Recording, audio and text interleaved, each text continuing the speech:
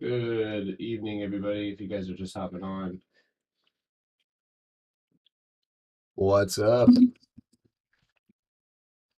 Just 1 second, and we will go live, or I'll be going fully live, anyways.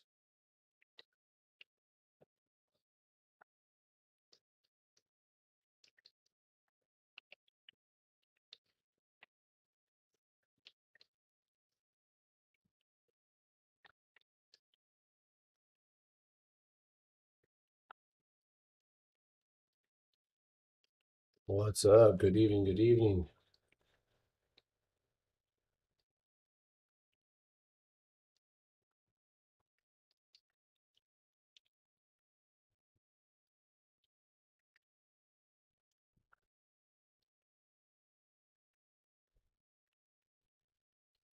Well, hopefully you guys had a good weekend. What's up, loading? We're gonna give it here just a few minutes and go live. I'm gonna go live here on TikTok, and we will resume the analysis. Good evening. What's up? Thank you guys for tuning in. Appreciate you guys.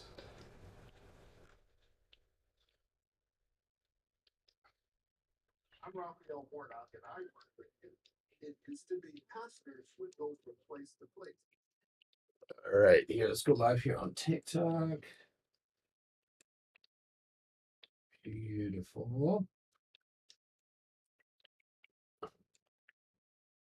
right.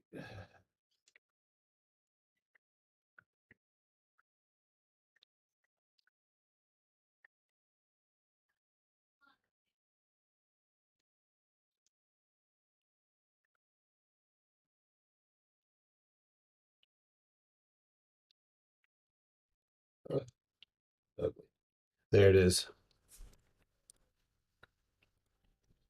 All right. Thoughts on AMD and Tesla this week? What's on the menu tonight? So tonight we are going to be going over. I got a couple of things to add, but as per usual, we will be going over our weekend news. We'll take a look at futures, which I'll have that up here on the screen. Take a look at the earnings going into this week, as well as our economic calendar, which is obviously very important. So, but just a few minutes here. Everybody's piling in. Let me alert everybody here just one more time on TikTok.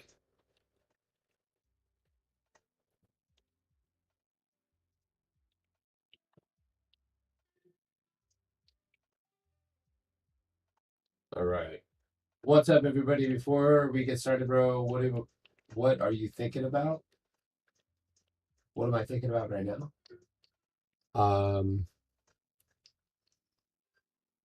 Mine's pretty big. Just not much. um, oh, what am I thinking about? Big splits. I got you. Okay.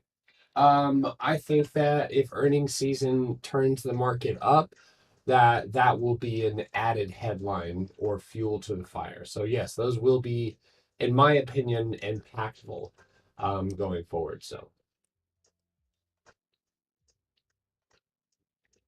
I thought you were asking what I was thinking. So what's up, Rolling Warrior? My weekend has been well. Hopefully yours has been good as well too. I got a game puts in the money. I think it has more downside. Should I wait till Wednesday or cash out? Cash out tomorrow and buy with a longer exp. Always better to roll. Usually when I'm trading, I like to roll things out. Depends on the expiration. Depends on the position sizing. But if you can eliminate risk on the way down, that's always preferable. So we can cover that here in just a minute. Yeah, all three of those splits could come into play later on. So yeah, definitely good to pay attention to here. So all right, guys, if you guys are on TikTok, I appreciate it. You guys leaving a like. Same thing there on YouTube. We will go ahead and get started with our weekend news. You're in a what 5-year plan? Gotta get Betty in there. What's up, Betty? Thank you guys. I appreciate that. Thank you guys for the likes. All right. So, hold on one second. All right. So let's go over. We're gonna talk about last week. I am live.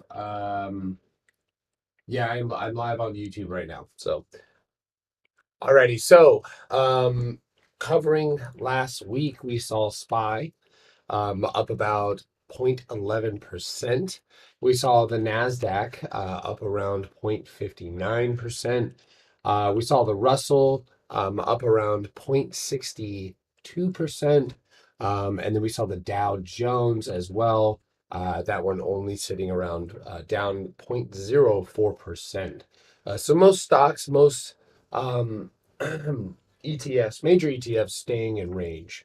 And that was definitely worth observing and something that we talked about last week. So, anyway, we saw obviously the Russell 200 came out on top in equities this week, rising 0.62% in the week. Meanwhile, the large cap heavy Dow Jones trailed back, closing out the week down 0.04%. As I said, index has posted modest moves to close out the worst quarter since Q1 2020, since COVID-19 pandemic began, which caused a fairly insufferable market crash. However, the real excitement was in the world of crypto, where we saw another week of gains across the board. Bitcoin, Ethereum, Solana, and Terra, all top movers. So those are definitely going to reflect in their crypto counterparts. Um,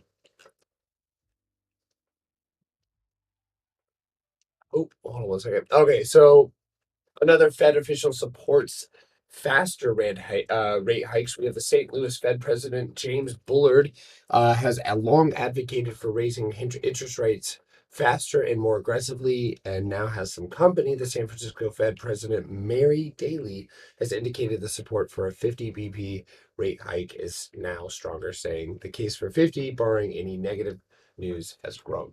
U.S. to levy new sanctions on Russia, of course, just slathering those on as Russia has fallen back, quote unquote, fallen back amid its invasion of Ukraine. The world has been offered a glimpse of the into the depth of the Russians' war crimes and atrocities, and the U.S. indicated it would levy new sanctions on the country as a result. Another Kathy, obvious word from Kathy this week, and Kathy said she not want doesn't want interest rate hikes. The founder, ARK Invest, has fallen out of favor with retail investors over the last year, partly because of the decline in growth stocks. However, a still zeitgeisty fund manager imparted 2 cents on Twitter this week, saying that the Fed was playing with fire by raising interest rates, citing the yield curve's recent movement. Naturally, she would be opposed to this. Higher rates are generally not great for growth companies. um, I'm not even going to read that. All right, so we're going to talk about earnings. Not a ton of earnings going into this week. What's up, everybody? Those of you on TikTok, welcome. Thanks for joining. I am live on YouTube right now. I will be taking your requests there. If you guys have any questions, I would love to answer them. But of course, they're going to be missed right now while I'm reading the news. So you guys can drop those on YouTube, and therefore I can go through them in chronological order, and those don't get missed. So you can hit the link in the bio and then hop right back in the stream. It's entirely up to you. All right, so earnings. Monday, nobody. Tuesday, pretty much nobody. Wednesday, Tilray, IronNet, Levi.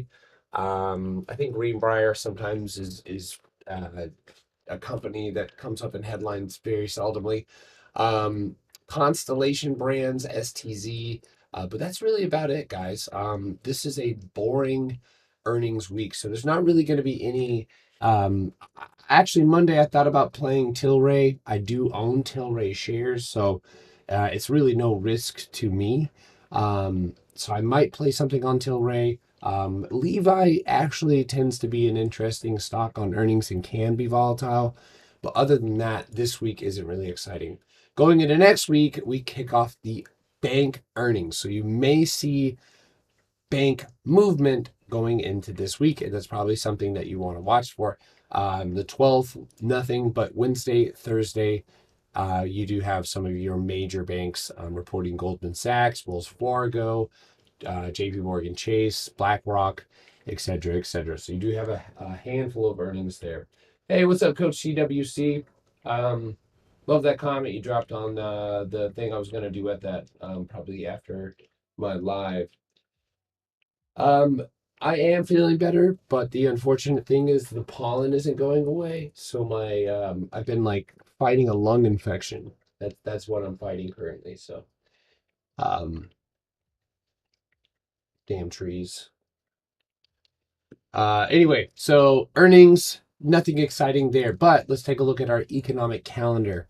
So going into this week, this is going to be April 4th through the 8th. Factory orders. That's regular. That's coming in at 10 o'clock tomorrow. So it appears. So let's take a minute here. It appears there's no economic data. There is no earnings data. So if there's no news, that's most of the time good news, or at least gives us room to breathe. And then you pay attention to headlines, obviously coming in across the world, and try to react accordingly to the price action. But part of and one thing that I'm going to talk about is a checklist. So a lot of people ask me, what do you do to get into certain things? And I'm basically showing you guys by this, whatever you want to call it, podcast, show, whatever you want to call it, what I am looking at and why I am looking for these things, because I'm looking for big giant for sale signs, or big giant flashing lights, leading volatility into a certain direction. And that's where I am attracted, and where I'm most of the time trying to find myself. So if there's no news, that's good news. And then we go look at our charts and see where that might come into play. And I'm going to go over that checklist here relatively soon. Am I going long or short on Tilray? I have shares in Tilray. Just a few. I'm DCA, so this isn't a short term play. I'm buying into cannabis stocks. So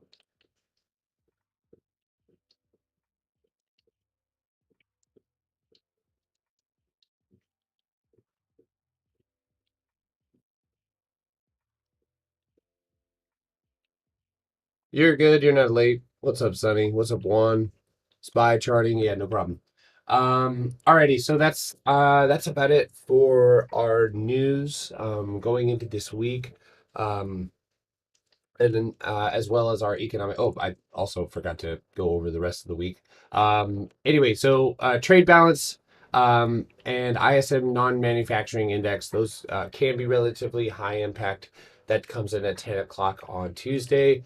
Wednesday, a little bit more data. FOMC minutes, obviously that's going to be higher impact.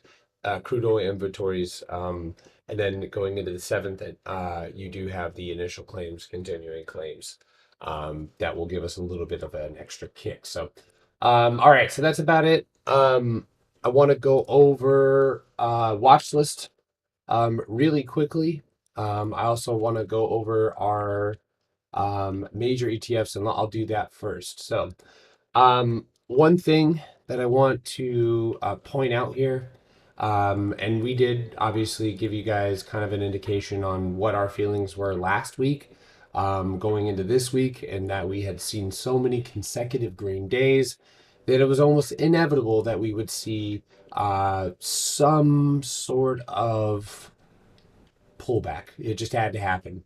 And that pullback came right at that 462. That's right above you if you say setting down those key levels right above you right there. So if you set a line on top where that rejection began, you'll kind of see where that happened. So, but anyway, we did bounce off of our breakout level. So the first place that we did see a down day on SPY, we did end up retesting that level, and the candlestick, which almost is a dragonfly doji.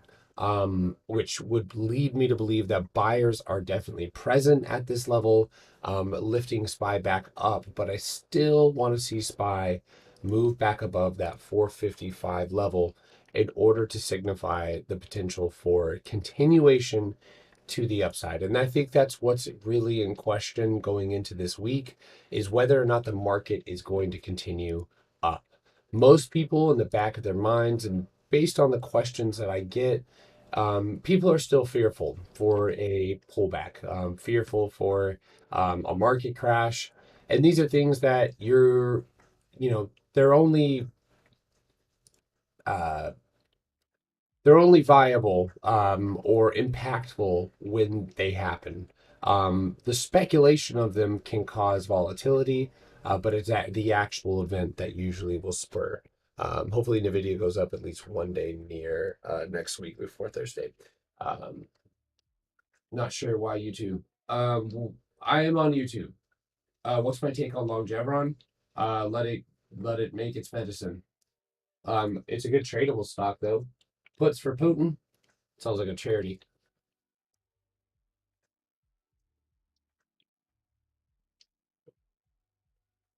Um, Alrighty, so that's SPY.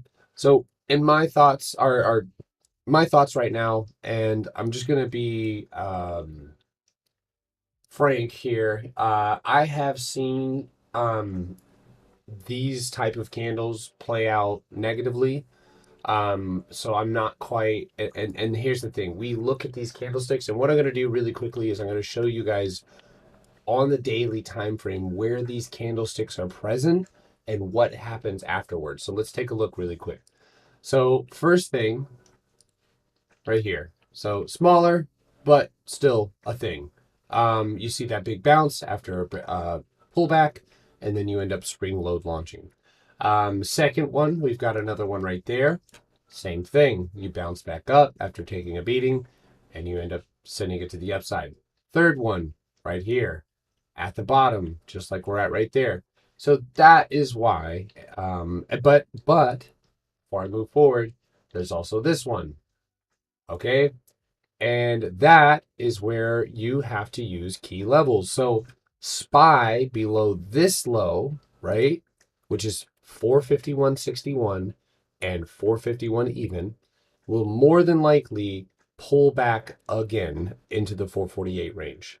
And so even though the candlestick looks great, and we did finish back up above our 9-day moving average, I still want to make sure that we're setting good levels so that we are reacting accordingly and not being presumptuous on what is about to happen going forward.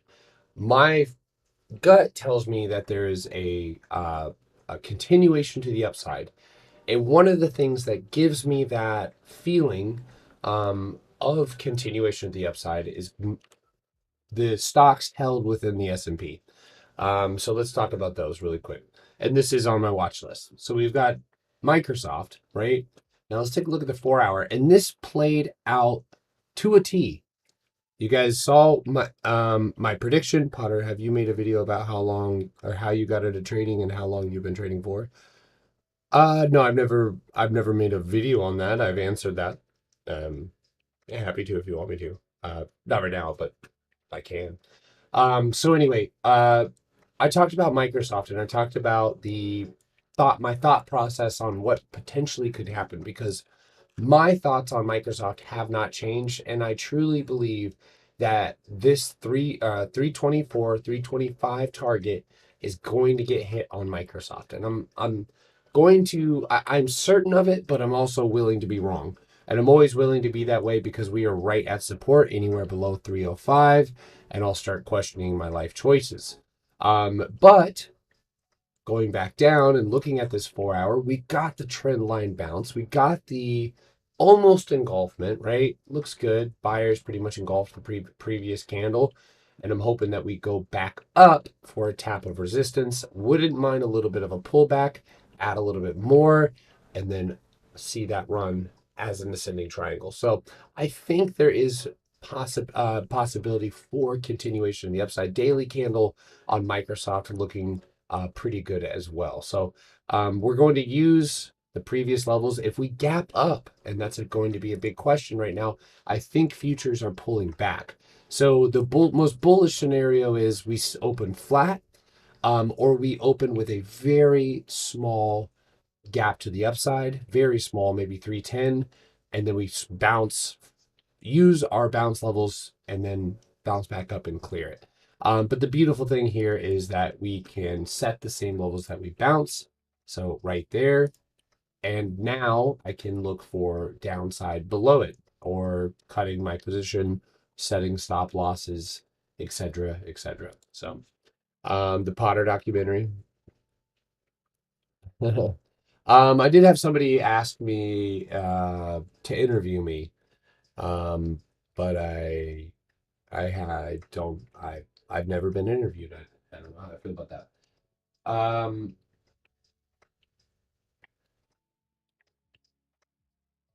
SoFlo, will you go comment that on YouTube? You know I got a ADHD, dude. I'm gonna forget that. Go comment that. Why am I looking so bad? Wow, the light makes me look like the Joker. I promise I don't look like that. There we go. That's my normal flesh tone. Jesus, boys look light. Twilight. So what kind of trades would I do on Microsoft?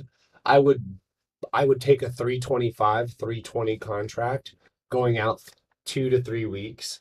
And then I would use levels like 310 and 311 or 312 as levels to add or trade weeklies, not weeklies, but next week's contracts. So basically day trading underneath my swing trade in order to maximize gains and also take risk off the table. So I'm I would say a multifaceted trader when it comes to the way that I use options.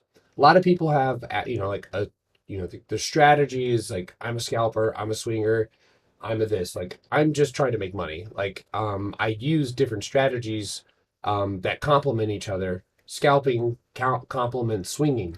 I can swing into a day, add weeklies, and then let my swing run, or I can cut my the whole position, so on and so forth. So, what do I what do you do for your pre-market prep start to end? Usman, comment that on my YouTube. The link is in the bio, please. I would love to answer that question. And that could be a good Twitter or TikTok video too. So, all right. So anyway, that one's going to be on the watch list. Tesla will be on the watch list as well. So one thing that we have contradicting things happening everywhere. Um, Tesla, this one is being a little bit more difficult. I think that it could go run up. The one difficult thing for me looking at Tesla is that it has like a rounded top looking setup. And so I'm going to take this one as is. I need it to break up above 1092. But the thing is Tesla above 1115 has targets to the upside that are pretty far away. And 1140 is the first one that I see as a viable target. So this one could make, and you guys can see like the structure that I'm looking for here. Just like Microsoft, right? I'm hoping for a green day, maybe a little pullback, and then a launch pad going into the end of the week. That's what I'm expecting, but I am okay with being wrong. And I'm going to repeat that line over and over, because we do not make money by hoping, even projecting. We make money by making plans for both the up and the downside. So I don't take a biased, I just take the trade. All right. So, well, maybe a little bias. Hold on 1 second. Let me grab this really quick. Um, Tilray. Yeah, if you guys have any requests, those requests or questions can be taken on YouTube. All right. So last one that I'm gonna go over here is FCX. So a lot of you guys held this one's a pain in the ass, y'all, and you gotta, when it comes to anyone like this one has a really great price target. I think it's up in the 65s. Constantly getting price target raises. The 4 hour is where my attention was drawn the most. I did not like this candle here. It looked like terrible, but I think it was a reactionary candle. So I'm looking for FCX to make a move here, hopefully into the $53 range. Anywhere below $50, y'all, I'm out. That's it. We're not gonna. I don't hedge things like FCX, if I don't have the expiration for it. So yes, yeah, absolutely. Um, Another one that I will be looking at, and I'm just to give you guys a brief update. Um, I will update you guys on my watch list in the morning. Um, in order to give you guys, obviously, and more updated because how we open, and this is my opinion. I don't think that you can put the work in at night in order to make a plan and set the ranges and chart, but the morning after is now using the plan you made and applying it to the open. And so that's when I'll update you if I do add, because there's a couple of side watches that I have that are really not worth mentioning right now. Obviously, you guys know I'm watching, Tilray. It has earnings this week.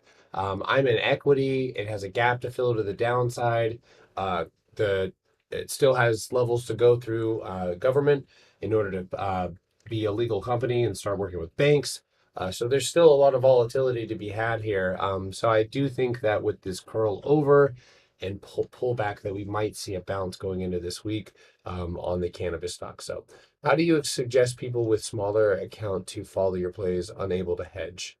That's a great question, and let me just answer that. Okay, so when I had a smaller account, you have to be you don't get to do those things, and I that's the only way to word it is just straightforward and like straight to the point. You don't get to do those things. So what you do is you just, if you're going to take a swing, you just use good risk management. You just don't put your whole account into things like that, and you just make sure that you have a good expiration. There's not always a way to hedge yourself, and you really shouldn't be getting yourself into anything that is outside of your risk management that would call for you to like panic and need that hedge. Not that hedging is panic, but when you have a small account, if you're putting half your account into a call and then a quarter of it into a hedge, that doesn't make any sense. Um, so if I was you, or what I would do and what I did is I would just take obviously into account the market sentiment, market volatility, looking at my charts, and when I saw a high probability setup, I just take the trade if it does what I want it to do. And the beauty of what I did, and I've told people this before, it's not exciting, it is not fun. But the way that I built my small accounts and have consistently built my small accounts is with swing trading. That's it. Short swing trading. Seeing a nice uptrend or a beautiful daily candle close and taking the trade, setting a good stop loss, knowing what you're going to lose and where an entry, an exit, and a stop loss. So let's say you have a $500 account and I'm getting into Microsoft. Here's the thing. Here's where people are going to make mistakes. If I'm getting into Microsoft and the call is 350, your account's 500, don't go and buy a longer, farther out expiration. Don't go try. There is sometimes different strikes to take that will allow you to get into the play, but it's normally not worth compromising. Either go, say I signal Microsoft, then maybe go look at Apple, right? A counterpart. Or maybe go look at, I was going to say Google for some reason. Maybe Facebook or something of that nature. So, anyway, that would be my, and it's tough because there really isn't any way around it. You just get to the point where you can when you need to because you are taking on greater risk. And some people, including myself, like cheap out of the money hedges in order to feel security um, in a volatile market. And that is the one thing that we can't, if you're trading a small account and you take a call and the news hits overnight that shit's hit the fan, that's just the way it is. And that is the hardest part. It's not a challenge like that's just like kind of avoid, it's just a part of the game. And that's why as you grow your account, you're able to hedge and why you are trying to work towards that. But being out quicker and separating from the market quicker, walking away when you need to, those things are going to get you into the place where you can start looking at positions that are worth hedgings, um, if they need to be. Because I don't take hedges with every single trade. If I see a confident trade, I'm not always going to add a hedge to it. Especially if my expiration is good. So, um, let me not try and overcomplicate that. I mean, it is not as effective. What are you talking about? Stop losses don't matter in swings. Uh, I mean, kind of, but Justin Cancelo. I'm gonna. Oh God. So I guess you're new here. Literally nothing is. You don't have to pay for anything. All of the education is free. Everything that I do is free. You can ask me any questions you want. Target whatever. So yeah. I mean, you're asking the wrong guy. Anyway, so that's about it for me. You guys can go ahead and drop your request. I will be up bright and early tomorrow morning. Analyst Performante. Am I watching Zoom? I'm ultimately bearish on Zoom, but I actually own shares. So, but I'm looking to sell those. I am not bullish on that company. It's just an overhyped Skype. It may go green, but it's just not a company that I believe in. All right. So if you guys in the YouTube channel, if you guys drop your request, just make sure it's the ticker by itself, with the dollar sign, so that way I can see it. But um, let's start with AMD. If you are on TikTok, please go to the link in my bio, hit the YouTube link. You do have to wait like 1 minute. Just subscribe to the channel and then leave your comment. There's a obviously like you can't comment unless you're a subscriber, but make sure you go hop in there and leave your request. That way I can actually take it. So alrighty, so I think like a lot of other stocks right now, that AMD is likely still got a little bit of room to the upside. And let me bring this down a little bit. I think it's confirmation biased on that one, so we're not going to go with that. All right, I like that. Okay, so this is actually a really good example of boxing it out.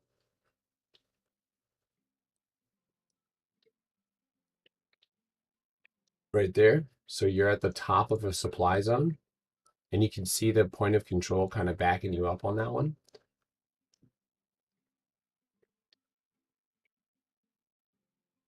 All right, so tomorrow on AMD above 111.42.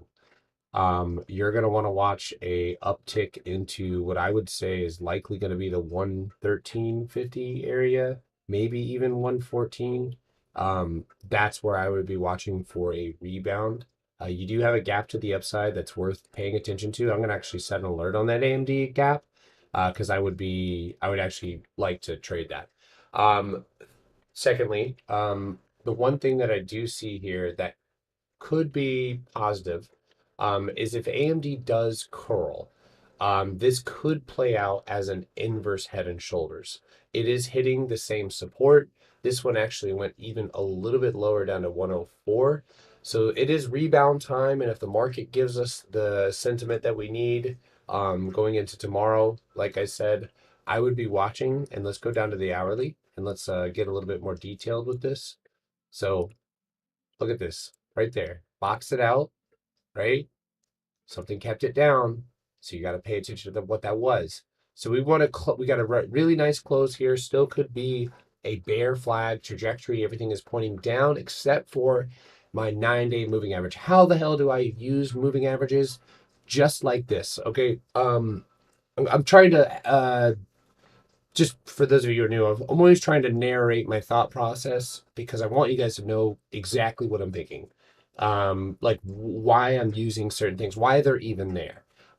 So my moving averages, if you get too far away from them, that's when you pull back. And that goes for the upside. Do you guys remember what I said before we turned green or red on SPY, Apple, all that other stuff?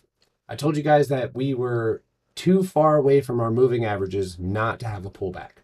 And that's exactly what we saw. We saw a lot of stocks pull back strong, and um, a lot of that obviously not caused by, but you can see that a lot of the times consistently when you get too far away, those will pull back. But with the same breath, when those same moving averages catch up, when you stop to the downside, upside, whatever that may be, once they start curling and you start picking back up and you see what's this higher volume, okay, you can kind of see where there's overall, right? Overall, you see the lulls here that you get throughout the day. You don't get that over here. So a lot of volume happening here. And you're at again that bounce area. So this is how you're gonna want to. Well, this is how I'm gonna want to watch this going into next week. I would want to see a candle close above 108 and break above this 109.35. Once you get above 109.35, holding that would be preferable in order to whether and again market sentiment matters in order to build up towards a break towards this point of control. That's 114.80. And then again, whenever the most bullish scenario is to either consolidate above it or break past it and consolidate on top of it. So that's what I would be looking for there. But due to the nature of the price action, I would be looking for more of a curl than just a straight V shape, which I wouldn't expect here. So um, AMD retest downtrend on the hourly.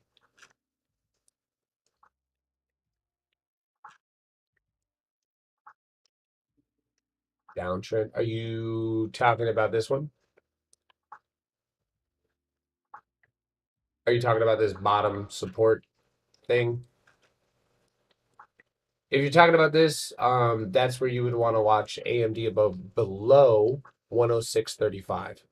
Below 106.35, you've got 104.40. So I'll mark that out for you right there. And then below 104.40, you would have a drop probably down to the 102s. So, but that's your bullish and your bearish scenario here, both upside and downside. So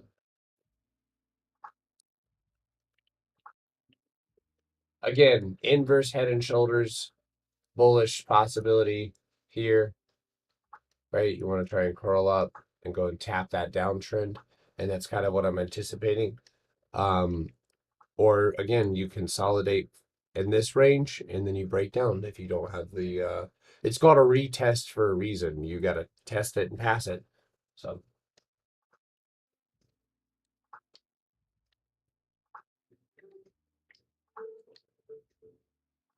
if anybody, thank you for the thoughts on MU. I made 600% in 1 hour. Dude, that's amazing. If you ever have any gains to post in our Discord, let me know.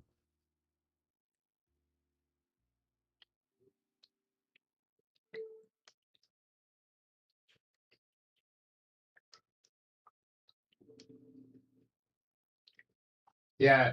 Um,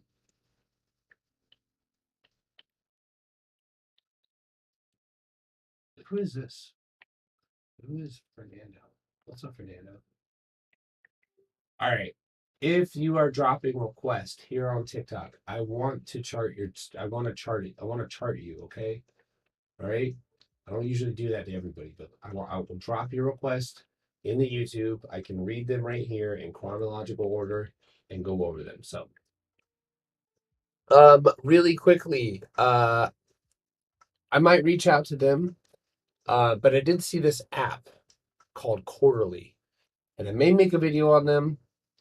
But this app might be my go-to for earnings going forward. Also, what's my Twitter? My Twitter? This is my Twitter right here. Yeah, make sure to go follow me. If you want the news and you don't want to buy the news, I tweet the news out pretty, not all of them, but what I see as important. And as long as I'm present, I tweet out the news coming from Benzinga Pro, which is the scanner and news that I use. Links in bio for that. Um, that's true, Shinobi. That's true. Supply and demand is everything.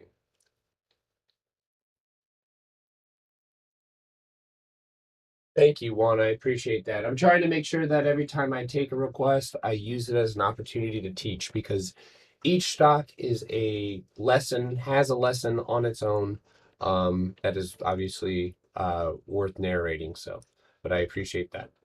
All right, so AMD was the next one. Um, I know that I'm gonna go ahead and do Tesla. So I know you guys are itching for it. So, um, what is a strong downtrend? Right? What is a strong downtrend? That's strong. That's not even a downtrend. It's in an uptrend. That's a strong downtrend. That's a strong downtrend. That's a strong downtrend. Those are strong downtrends. That's a strong downtrend.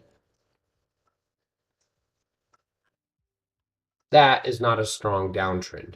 There's no volume. There's no uh, uh, volatility. There's no big green red candles. There is only buyers stepping up and holding the stock for choppy trading at certain key levels like 1085. Why'd you have to hold all day and then you just dumped and you basically screwed everybody Thursday and Friday? And that's exactly what you saw. Tesla, absolute nightmare trading last week, but this week could be a whole lot more fun. So I would say above 1090. Okay. That's going to be the level that you tried to break. So look, one, two, look at the weakness. Do you guys see these weak candles here? You finally get above it. I think on a gap up, this is the open, and then you end up flushing barely any strength, barely any volume here. And so going forward, I would want to see it again above that 1090, 1100, and then up to go test the previous highs of 1112. And basically, what I'm thinking here is that we might see a long, so you know how they say stocks move together? Well, that's what I'm looking for. I want the stocks to move together. So what I would be looking for, and here's the thing, as long as it stayed above this trend line, if I had a longer position, I would likely stay in it.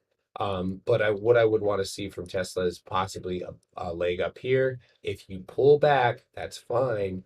I just want to see a rebound and then a possible breakout retest and then to the upside. And that's, of course, in a perfect world. We see that beautiful price action. We can only read and react. We can also add on our pivot points, as always, just to back us up and see where it is we might end up going and where it is we need to end up staying. And you guys can see right here that the 1064 level, I mentioned that just a minute ago, that is the downside level. And Tesla has a gap, and that is one of the reasons why it is on my watch list because it does have a, even though it is a weak rounded top, and I know that, it doesn't take but one headline to send this down and send us to the downside, which below 1064 and 1050, we've got a lot of gap to flush. And this right here, there's thousands of dollars to be made in between 1052 and I would say 1037. This is where I would likely take a strong-handed position with some underlying, possibly weeklies, and I would likely scalp Tesla to the downside. So, um, how high is gain gonna go? Well, it's got to get back up first. Here's the thing. I'm gonna teach you guys. I'm gonna use this as an opportunity.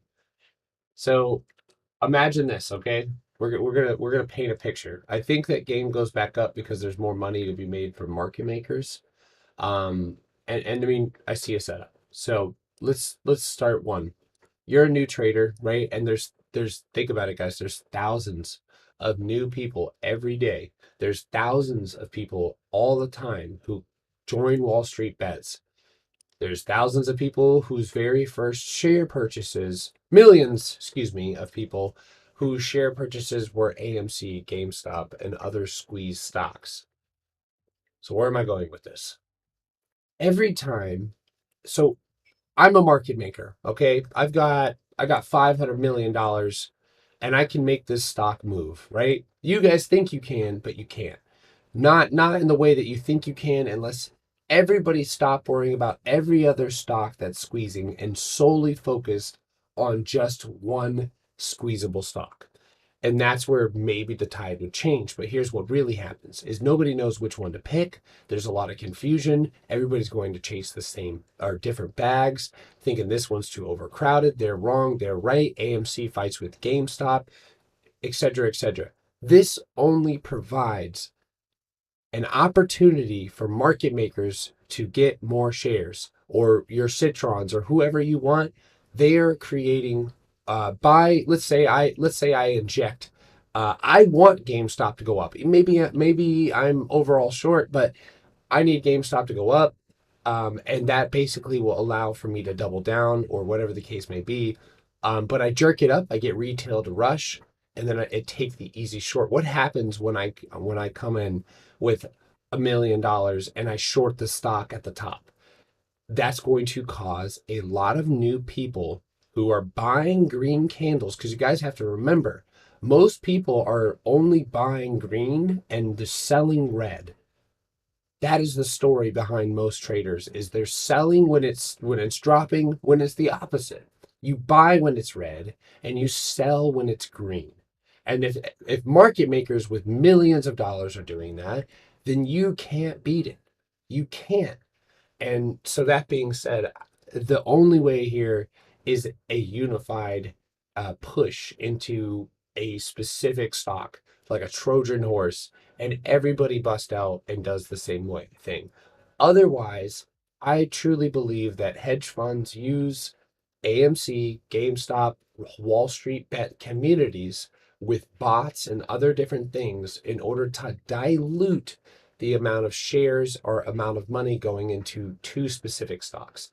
That's why you always get a weekly update of potential squeeze stocks.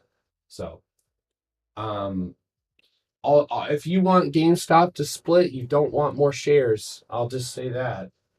I don't think that only added volatility. I'm not sure how this is going to play out. I think that this might be the killer for GameStop. But here's the thing, we only make money by reacting to the market. So I'll give you a level to watch for: 190 and $200. $200 will be like the ribbon at the end of the race. When you get above $200, you might see the volatility that you guys have been waiting for. But that also means that the market in general would likely be pulling back.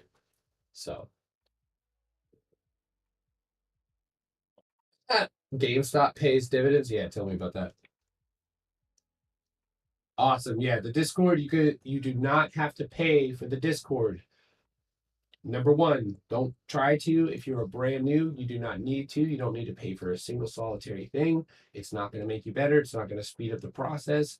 It is all about you. All of my Discord has free books, videos, links, step by step. Everything that I did for the most part to get started is all there for free. And there's a ton of other creators here on TikTok and Twitter and stuff. I'm sure that would be happy to assist you as well. If you guys have requests, those of you guys dropping a request here on TikTok, please hit the link in my bio and just type that request in the YouTube chat, and that way I can actually take it. So anyway, that's it. I know that was a long explanation, so let's keep it moving with the charting. Um, Party invite from, I don't know who that is.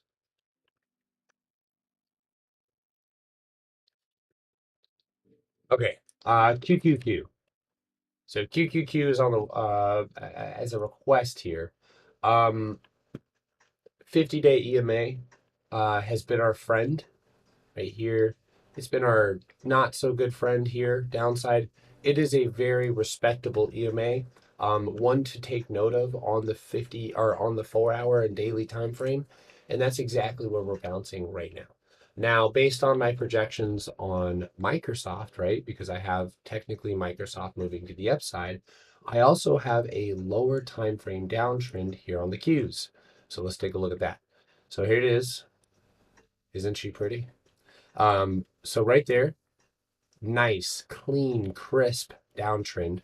Where does this downtrend line up with? A beautiful key level, because supply, demand, key levels, those are important.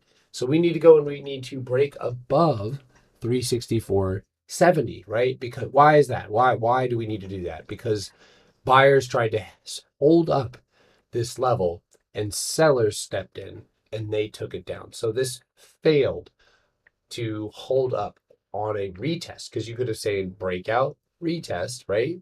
Breakout, retest. Normally the distance from when you break out off sometimes tell you, but it fails. So now if you're bouncing back up to test it again, you pass the test by breaking above it. So 365 on the Qs, to me, candle close on the hourly time frame would suggest further upside for the Qs, at least going to try and go push the 370s. And I do have a gap to fill on the Qs to 379.31, and gaps usually always get filled. Again, if you guys are on TikTok, remember to drop those requests in the YouTube channel. It does require that you stay there for 1 minute. I should have changed that. But you can drop your request there. Come here, dude. Come on, dude. Come here, my boy. All right, go. MU, Square, Walmart. Happy to do any of those. Please just leave those on the YouTube channel. The link is in my bio. Simple Stacks Investments is the YouTube.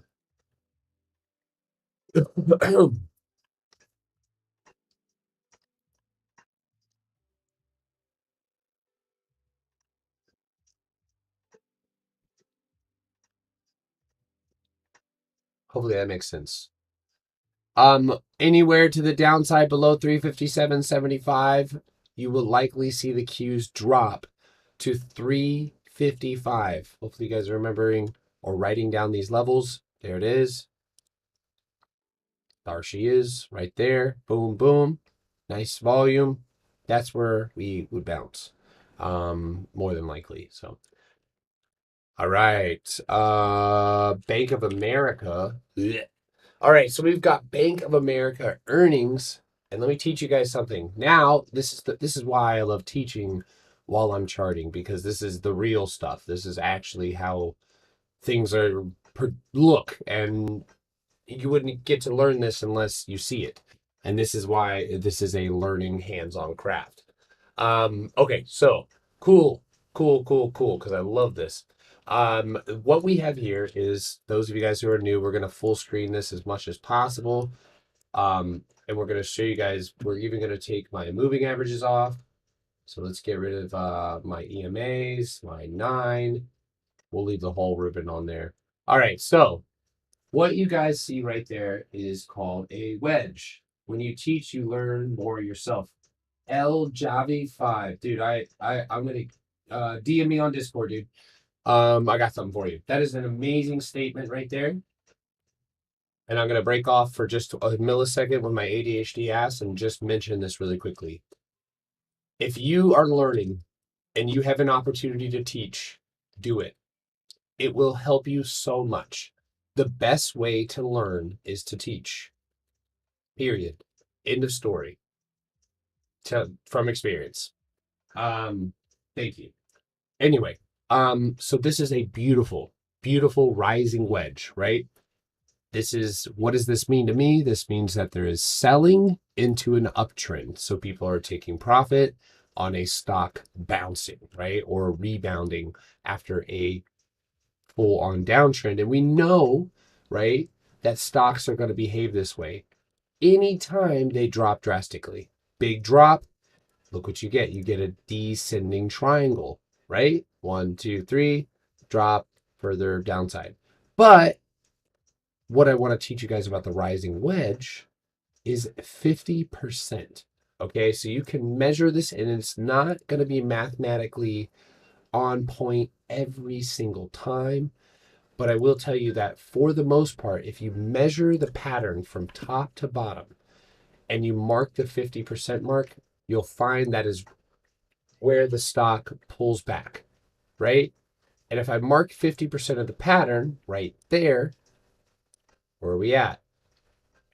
So hold on 1 second. That's actually not 50%. That's the low right there.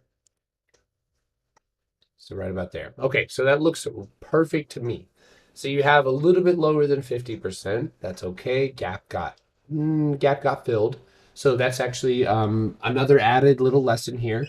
If you are rolling to the downside with a gap in front of you, gaps, gaps, or basically platform that I use is TradingView.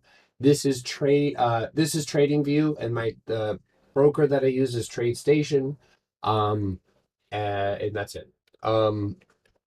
Anyway, so Bank of America, 50% retracement. So this is where I would be looking for a bounce. And we can already start to go to a lower time frame, or excuse me, a higher time frame, and take a look at where we're at in that process. So the level above us that we have, and I would very much agree with this level for a retest. Why would I agree with this level? Because there's about 19 different candlesticks trying to touch this one level and rejecting it. So right about there, 1, 2, 3, 4, 5, 6, 7. Look at how straight and flat that level is. Absolutely bonkers. But it just goes to show you that is now the level to beat. Red Rover, however you want to look at it metaphorically. 4150 is where I think that you're going to pull back and or you're going to retest. You've got a lower time frame. Look at this. We got more patterns on patterns on patterns. So now that we got done, right? So make a checklist. What am I doing right now? Because I'm showing you what I'm doing. I'm looking into the financial sector because that's what I'm trading this week. So I want to go look at the higher time frame. So I'm looking at that daily candle, right? And then I'm looking at the lower time frame, looking at the 4 hour. Why do I look at the 4 hour? I look at the 4 hour because it gives me a cleaner look, right? The daily consolidates the data, shows me the overall price action, but then the 4 hour gives me an idea of how both the beginning and the end of the day ended. Because why would that be more important? If you guys haven't heard of this, there is a saying: "Dumb money opens the market, and smart money closes it." So it looks like Bank of America, smart money bought the dip, bounced it, right? So let's go back down to the 15-minute. Let's see what that looks like. The 15-minute shows me I have a perfect inverse head and shoulders, which is a reversal pattern. It's also one of my favorite patterns, probably of all time, is the inverse head and shoulders. The head and shoulders is obviously my favorite downside pattern. One of them. I like the inverse cup and handle too, partially because it's weird. But anyway, right here, nice level there. There's the $41 level, and then there's your 41.50, right? Look what's right above that. We got a pivot point, 41.75. So I would watch both 41.50 and 41.75. This is a great time to tell you guys that there's never a single line. It is always going to be a zone, right? You could say that above that, you're going to hit 42.50, but you'd be wrong in assuming that it would be just one line. And look where my pivot is. It's dead center. So right there, that's 42.45, and that's 42.25. So a little 25-cent consolidation before you would end up going to the next level, which would be around 42.85. And mind you, banks with the usually in this price range, your Bank of America's, your I would not Goldman Sachs, but Wells Fargo's, they tend to move like that. So I've already done Spy. It is on YouTube. But anyway, really quick, I see there's a bunch of new people here. I see there's a bunch of new people on YouTube. The link is in my bio, Simple Sacks Investments. If you would like to have me chart whatever it is that you want me to chart, or you have a question, those questions are going to be best post it in the YouTube because I can't. I only see 3 comments. So is Spent gonna give you a shine? What?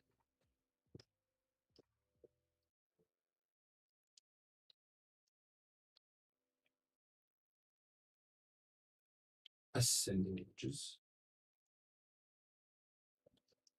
How do I utilize times and sales without having level 2? I mean, that's gonna be tough right there. Um, you can do challenges for Weeble and they'll give you 2. So anyway, I've looked from highest to lowest time frame. So I would say Bank of America is on the rebound going into next week. Why also I would double down with that and say that not this week, but next week we got earnings for all of those stocks. So say you wanted to play earnings, a crazy person, right? Maybe we'll do it. Maybe we'll do it. Maybe we'll do this, but we could grab a month out contracts on Bank of America, right? Let's say we aim for the $42 strike, right? Why would this be a beneficial play? Because not only are we going to see positive price action if we continue to move up, but we're also going to see people start climbing into positions for earnings, which means the value of our contracts are going to start growing on IV. Does that happen every time? No, but it can be for a fun setup. So do you ever hold through earnings? Yes, sometimes, but usually only if I'm playing around. So, all right. Anyway, the inverse head and shoulders. We looked at the daily. We looked all the way down to the hourly to the 15-minute, and we pretty much have concluded that there is potential continuation to the upside, especially with earnings going into next week. We talked about the rising wedge, right? One of my favorite patterns, and then the 50% mark. And then just to put a cherry on top of this, we got a and I've mentioned to you guys how strongly I feel about the whole ribbon indicator. Is it always right? Almost, yes. But for the most part, right, in an uptrend, this has been a reliable indicator for me, especially with swing trading and long-term investments. And I've explained this before. I could possibly explain it again. On why Microsoft is one of the main reasons I really talk about my long-term equity gains, but just to let you guys know, I took option profits that I had made and I just started buying Microsoft as being one of the most cash positive group companies ever. It's one of the best on paper. Um, and I used my whole ribbon indicator as it would go and flip like this. I would obviously, breathe in the sentiment, but I would start buying shares. And I ended up making almost like 5 times my money back. So, um, Jesus. Okay. Hey, hey, Levanta. Um, Obviously, I'll address this very politely. But I read through all the comments, and you should get consistent with your name, Potter. What do you mean? I don't know what that means. But I see your comments. I'm making my way, trying to answer everybody's questions and teach at the same time. So please do not spam the chat. I think there's one thing that bothers me the most is when people spam the YouTube chat. I get on TikTok, people can't really be heard as much. But I want to answer these questions and especially with the climate that we're in right now. So thank you for Bank of America. Not a problem. Hopefully that helps. So we're gonna go in chronological order. So if I see MU, I'll do MU, and I see the request for them. But all right, the next one that I see is Tell, and I'm gonna try and pick up the pace here. We might go till about 10 o'clock. I think you asked me about this last Sunday, didn't you? And we were somewhere around here. I forget where exactly we were at. Uh, Nice gains, first of all. Crazy. But we're gonna have to go to the weekly on this one. There's too much data. Holy hell. All right, so let's talk about the key levels here. You are up against a huge one. Huge. One, two, three, four, almost five, six, seven, pull that back, eight, nine. This is a highly respectable level, including the one that you broke out from. So now, I love this. I love this. There we go. Beautiful. So, bullish, let's hold $6. And that's where you're going to, anytime you break out into a new zone, right? So we broke up here into a new zone. And as long as we hold that zone, so even if we get those little pullbacks, those profit taking pullbacks, we want to hold that. So I would say above that $6 mark, and I would argue even 565. 565 and $6 for Tellerin. And I think that's going to be the main thing here with the goal with the gains that you've had is that holding that level. But so now that I've done the higher time frame, let's go look at the lower time frame and see what price action is telling us here. So first off, I'm going to tell you that I already see a potential rising wedge. And the reason that I see this rising wedge, or one of the things that already brings my eye to it, is the wide, we'll call it a mouth or range. Anytime you get a strong pullback and then you almost completely deplete those gains in a crazy retest. So a lot of the times, and this is why I tell people I like the retest, like I want it to pull back. A lot of breakout traders will get wrecked on what is just a standard breakout, retest, but that's what you want because you want to break it and you want to retest it just as like, okay, cool, we're cool with leaving here. All right. And then you bounce up and you break out. Here, it's a straight high volume run, so when reality finally catches up, you get a retest, but it is all the way back down. And that in itself causes people to dip. And then the rising wedge in itself is a pattern that actually is just literally meant to frustrate the shit out of people. If anybody has ever been in this situation, skip construction.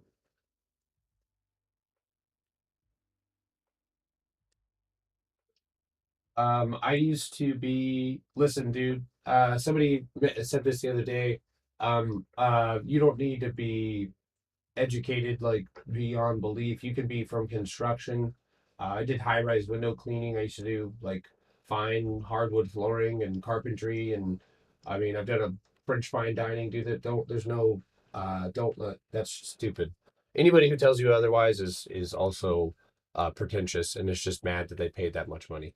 All right. So anyway, nice large mouth. A beautiful bounce here. So personally, I think that Tellerin gives you another pullback and then a bounce back up around the 690 level. We'll see. But that's the way I see it as of right now. So Tellerin looks like it might actually give you another leg up, and then you're going to possibly pull back to $6. So remember what I said? You just want to hold it. So even though the volume may end up being weak here, as long as you hold it and pulling back, a little bit here, a little bit there, bam, hopefully a strong run, pull back. Usually you'll get like a weird little thing there, and then you would just want to do that 50% mark. So bam, bam, bam, and then hopefully out and on your way. So, all right. Anyway, that's Tellerin right there. Um, Next one is Wells Fargo. So this one's going to be basically just actually, I'm going to save you a whole lot of time and everybody else. It's the exact same thing. It's the exact same thing. I thought that was a Steven Universe song. Um, Same thing as Bank of America, almost to a T. So looking at the hourly, zooming in a little bit here, right? Box it out. You got your S2 level. That's going to be 48.85. You did end up opening up previous day. Look at that candle right there. Look, look, look, look, look. Love that. Bottom. Now you do get a little oscillation showing you that there's obviously a wider range right there. But for the most part, you're going to want to watch the 485, the 49.29, and then ultimately, I think that even just a pullback retest would give you somewhere the 50, maybe the $50 range. And that's what I would project for Wells Fargo. And again, earnings is going to be happening here.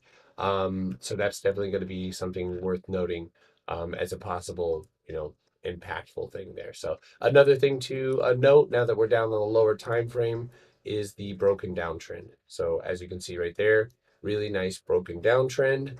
Now, broken down trends also lead to bear flags. So we need to go ahead and get up and above that $49 level and make our way downtown, walking fast, faces past, and it might be homebound. All right, so let's see. Dollar General. Ooh. All right, so I already know what this one is just by 2 seconds looking at it. So there's your forward, there's net. All right, so you got a larger time frame consolidation pattern happening here. It's actually pretty schmexy. 229.85. So easy peasy. Set that key level there. So even though there's high, look at the wicks, right? It's the key level that we really truly abide by. The body candles are the bodies of the candles are letting us know that's where we're being held down. 229.75. So 229.75. Open a 4-hour candle to the upside, and hopefully you will see Dollar General make your way up to around 233.15. This actually is a great setup, phenomenal setup. That's a lower time frame setup there. I would, let's see, nope, not gonna do that because that doesn't make any sense. All right, so yeah, you got a little. That's actually pretty. That looks pretty good. I like that. I'm gonna tweet that.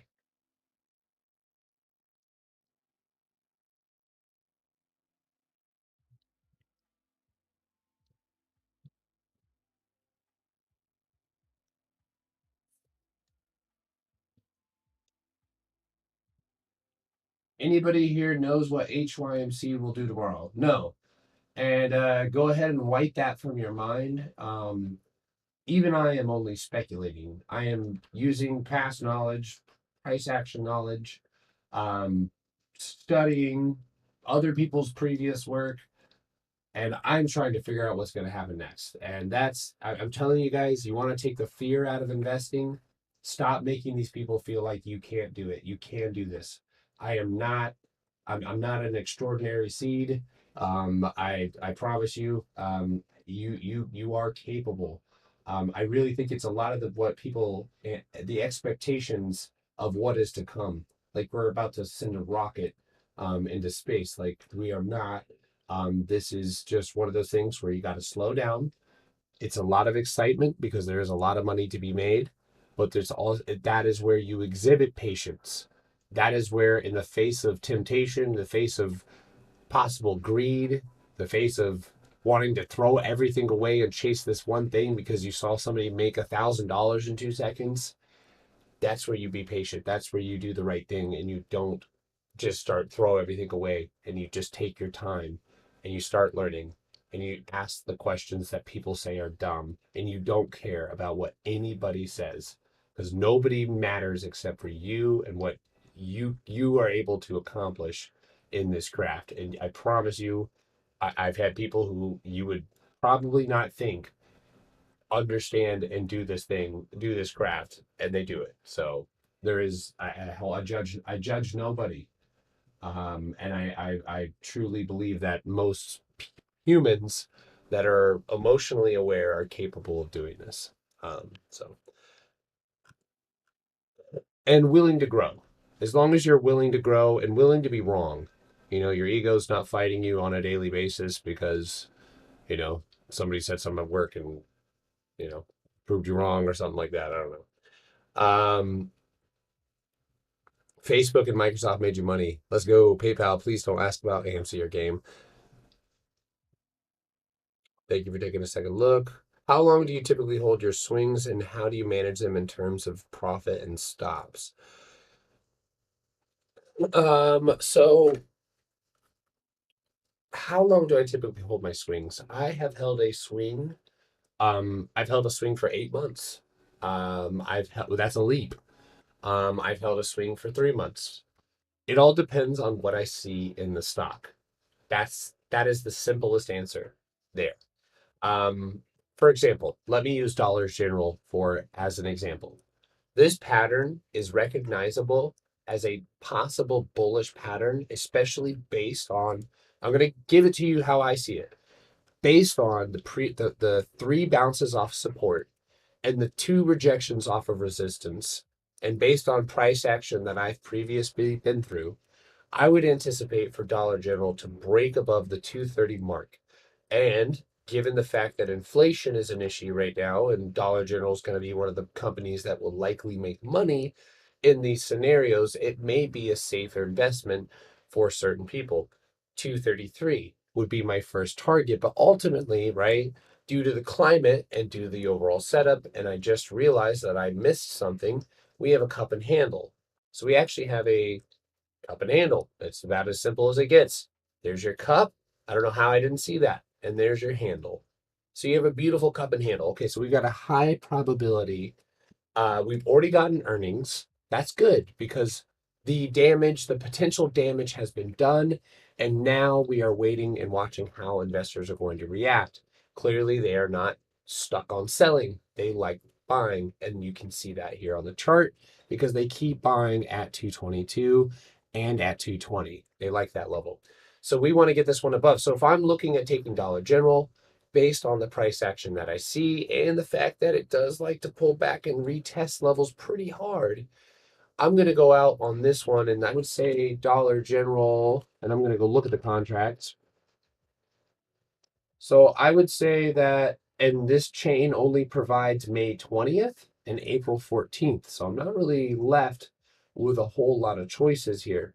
So I'd have to go for the May 20th, which, given that it's not too far away, given that it is pretty far away, I would likely, and this is, I'm telling you, based on everything that I'm seeing right now, I would likely go for, wait, did I do that right? Oh, I got Dominion. I'm sorry. This thing changed it to Dominion Energy and I didn't even realize it. I'm sorry. It does have those contracts. Um, so we're gonna go, I would say April 22nd is gonna be the first contract that I'm gonna go after. And I'm gonna use the middle ground of my of these previous highs, right? So cup and handle, super bullish. We're definitely looking for the 240 run, right? But we also have this demand zone above us that we've already touched once. And we're going to go touch it again. And we're not going to see a straight line through it. We may see a pop above it and get into the 234 mark. But ultimately, right, if you break up and you hold this level, you're going to want to utilize April 14th contracts, right? So let's say that we close the day around tomorrow. Monday closes. We took our position for April 22nd. Now the day closes 231.65.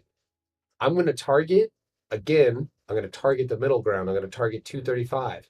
So I would likely add an April 14th 235 to day trade the following day or swing trade into the next day and go ahead and take profit on that one, allowing me to hold the original longer expiration contract. So when I buy, I look at it like renting equity. Those of you guys in our Discord who don't listen to Top Shelf or haven't looked into, you have to. I mean, you have to listen to the guy. He's a brainiac. He's been doing this for a long time.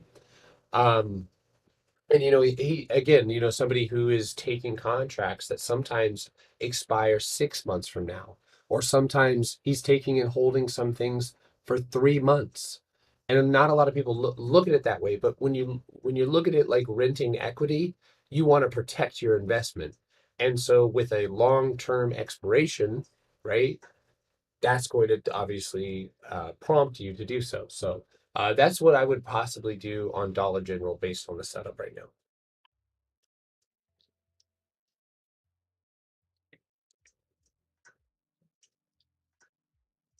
dip and rip here. You haven't judged me. Oh, I definitely judge you all the time. I think I judge you, only you, actually. I wake up in the morning, I'm like, "Ugh," and then I judge you. No, just kidding. Your broker will always sell you out to hedge funds after you make a couple of solid wins. That is very, very true. That is very, very, very, very true. Dollar General has bet. Hold on, let me take a look at the spreads here. The only thing I would say, Dollar General, if you stay closer to the money, it does have a wild spread. 235s are the ask is 60 and the bid is 50. So you're automatically going to want to go for the 55. I would say the price target for Dollar General would be previous highs of 240. That would be my price target based on what I see here. Yes. Um, I, here's what. Okay, so that is what I think. Okay, but I am always still going to go off of what actually happens. What I think is only in my head, but this chart is really in front of me, and I have to really react to it. So, again, above 231, we start adding. Then again, we can't. I'm giving you guys an example based on price action, but let me also inform you that Dollar General is an absolute dinosaur, and it moves like pond water, hot dog coagulated pond water. It's not fun to trade, and nor would I trade it. It looks good, but I mean I do like to trade it sometimes on earnings, but it's sometimes just not that fun. So let's see. Dividends are tomorrow. Let's see if how it reacts. It looks like it doesn't give a shit about dividends too much. So,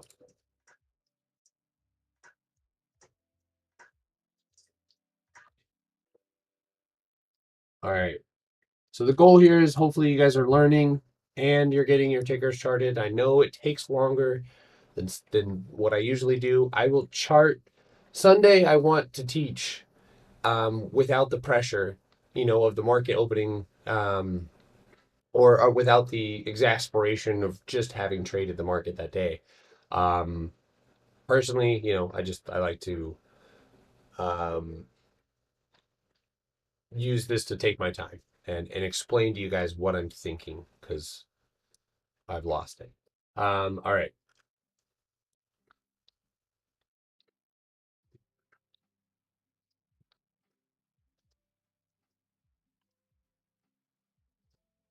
Okay, so I'm going to tell you guys what I see already. I see a really clean line at 187.80. I see a trend line right there. And I said, I spy with my little eye an ascending triangle possible. Yep, I do. All right, there it is right there for you on a silver platter. Beautiful. So, man, read and react. Okay, read and react. Wow, look at that 170.50. I didn't even look at the price. 170.50. What is that? That's a psychological number. What is a? Oh, it's the plunger boy. Somebody asked me to chart platinum. Go talk to plunger boy for that one. Anyway, so we got a really, really, really Planet Labs. Nice. Um, this is just what I love this. I love this because this is going to help us um read and react. Because how do we make money? We only make money by reacting to the market, right? Not by hoping, wishing, reacting. So we already have a wick off of the level we need to break because that's where sellers are sitting. That's 179 and 180. Okay, they're right there, basically the same mark. You also have R1 that has served right there. Boom. One, two, three. You only get a small breakout and then a return back into that zone. So here's the difference. If you break up on MRNA, you want to break up and bounce off of that and then make your way back up. But I would say that yes, mRNA does look as if it has a rebound. I know that they're lining them up for booster shots. Um, I actually have this one on the side of the watch list. We were looking at it yesterday. I'm not entirely sure. You guys know I'm not a big mRNA player as far as to the upside and stuff like that.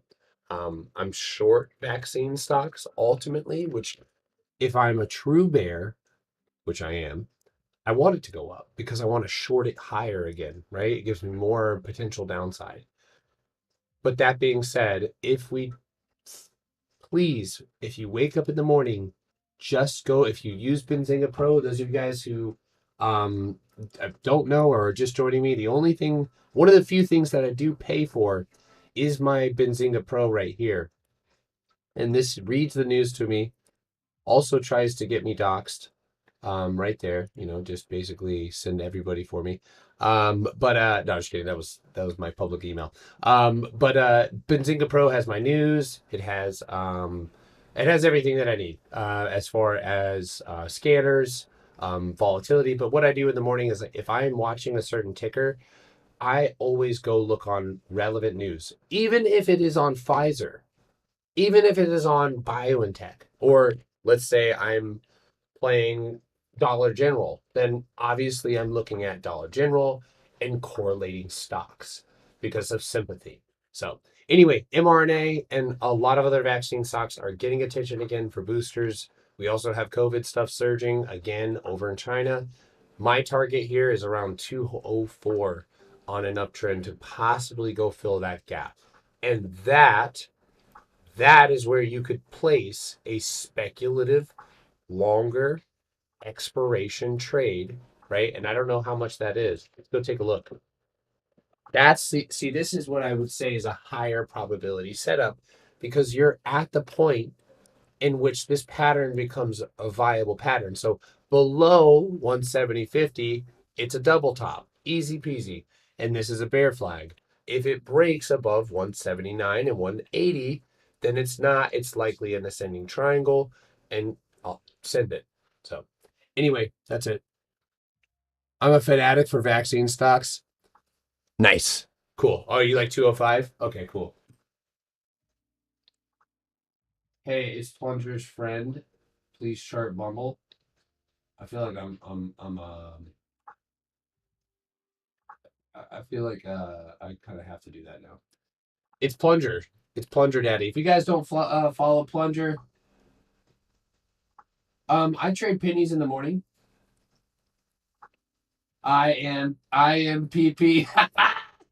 Yes, in Jesus we trust. Said that too. Oh man, that whole thing, you can't make this up. That was beautiful. Thank you. Thank you for that whole moment. That's amazing. This man called I am PP. Nice. Who named that?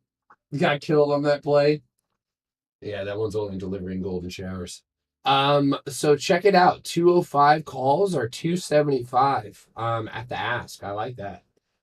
I had learned a lot from you. Oh man, thank you. That's amazing. I'm glad that you've learned. Keep these questions coming, guys. It's 9:45. I'm gonna keep pumping till about 10:15. So I'm answering your guys' questions, all the shit that people make you charge you for. Ask questions. We're doing this all week. Forever. Frank Jackson, don't call me daddy. Oh, that's not your name. You're not Plunger.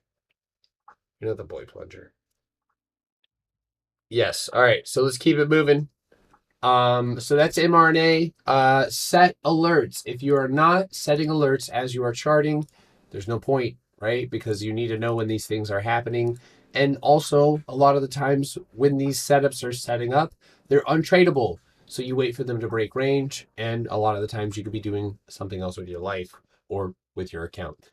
All right, so the next one that I have is, and I know that we're barely making our way down, but I really, really want to focus on the education part tonight. I'm trying to use each one of these as an educational point here.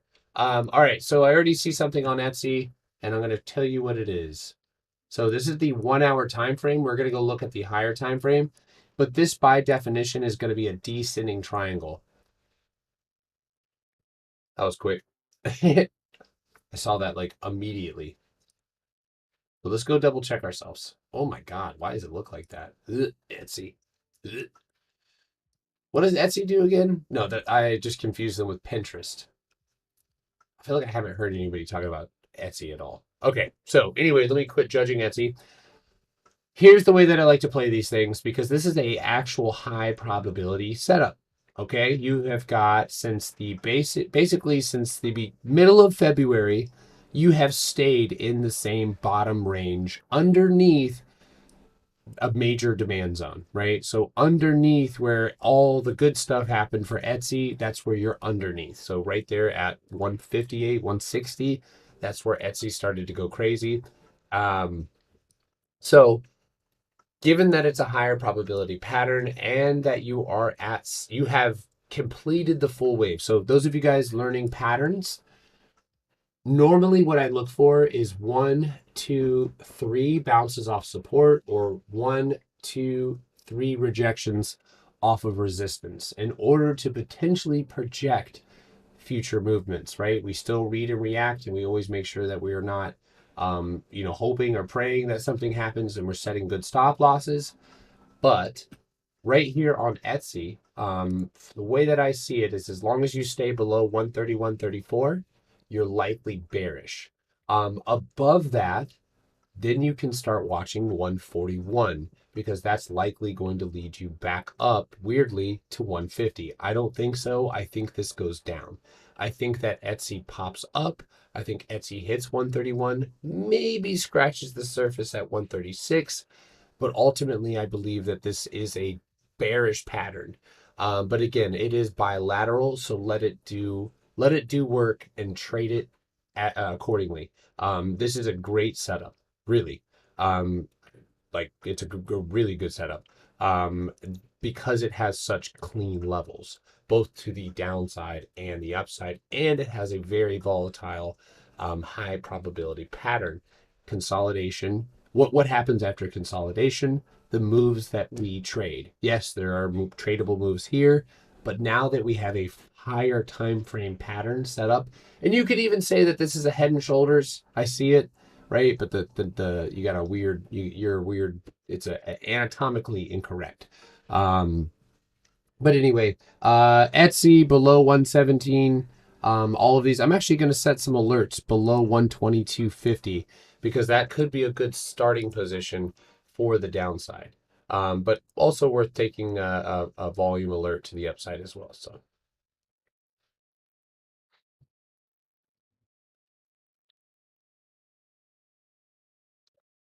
not parent.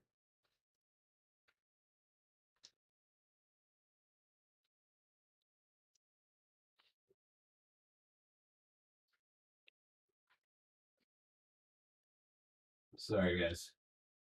Does your chart continue after market closes for 4 p.m.? It can, yes. Hey, what's up, Loves the Human? Do NVIDIA. Do a kickflip. Oh, shit. Hey, can you teach me this? Yeah, start asking questions. My Discord, the link in my bio, has free step-by-step processes. All the course shit that you get charged for is free. You've got, I think even the crypto bots are free.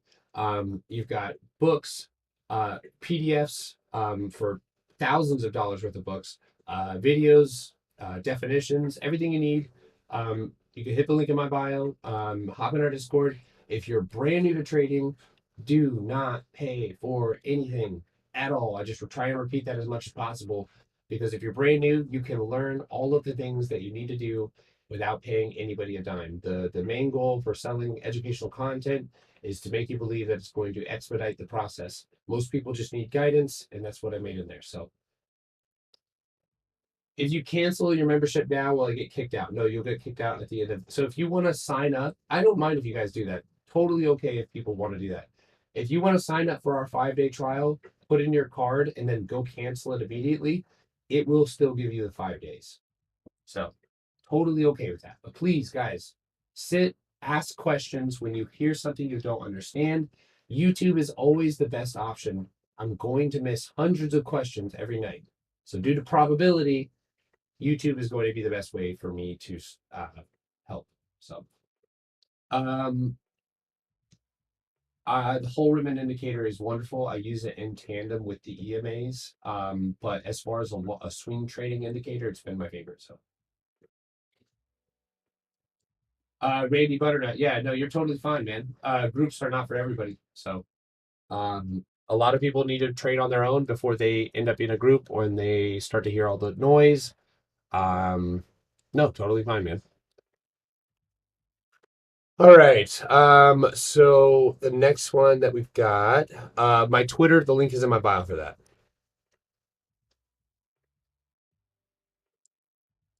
And that's also why I trade live. So yes, I day trade options. I do day trade equity in the morning. If you guys see me live before 7 o'clock or 7:30, I am more than likely trading pennies. I did call long Chevron in the morning before it ripped. I think it was at like 10:20, something like that. And that one ended up running into the $16 range. So yeah, I get pennies every once in a while. I'm a I reflect, I would say I'm a pretty um multifaceted trader. I just have ADHD. I'll just put it that way. So I just got the ADHD. Oh Jesus, I got the ADHD. If you guys wanted that Etsy chart, I am posting it right now on my Twitter, so you guys can go and see exactly what I was talking about. And if you have any questions, I wanted to recommend this to you. If you ever see me post a chart, copy, paste the chart, and draw on it on your iPad or your computer, and ask me questions about, hey, what's that mean? What's this mean? What do you mean by this? That way I can retweet it with my response.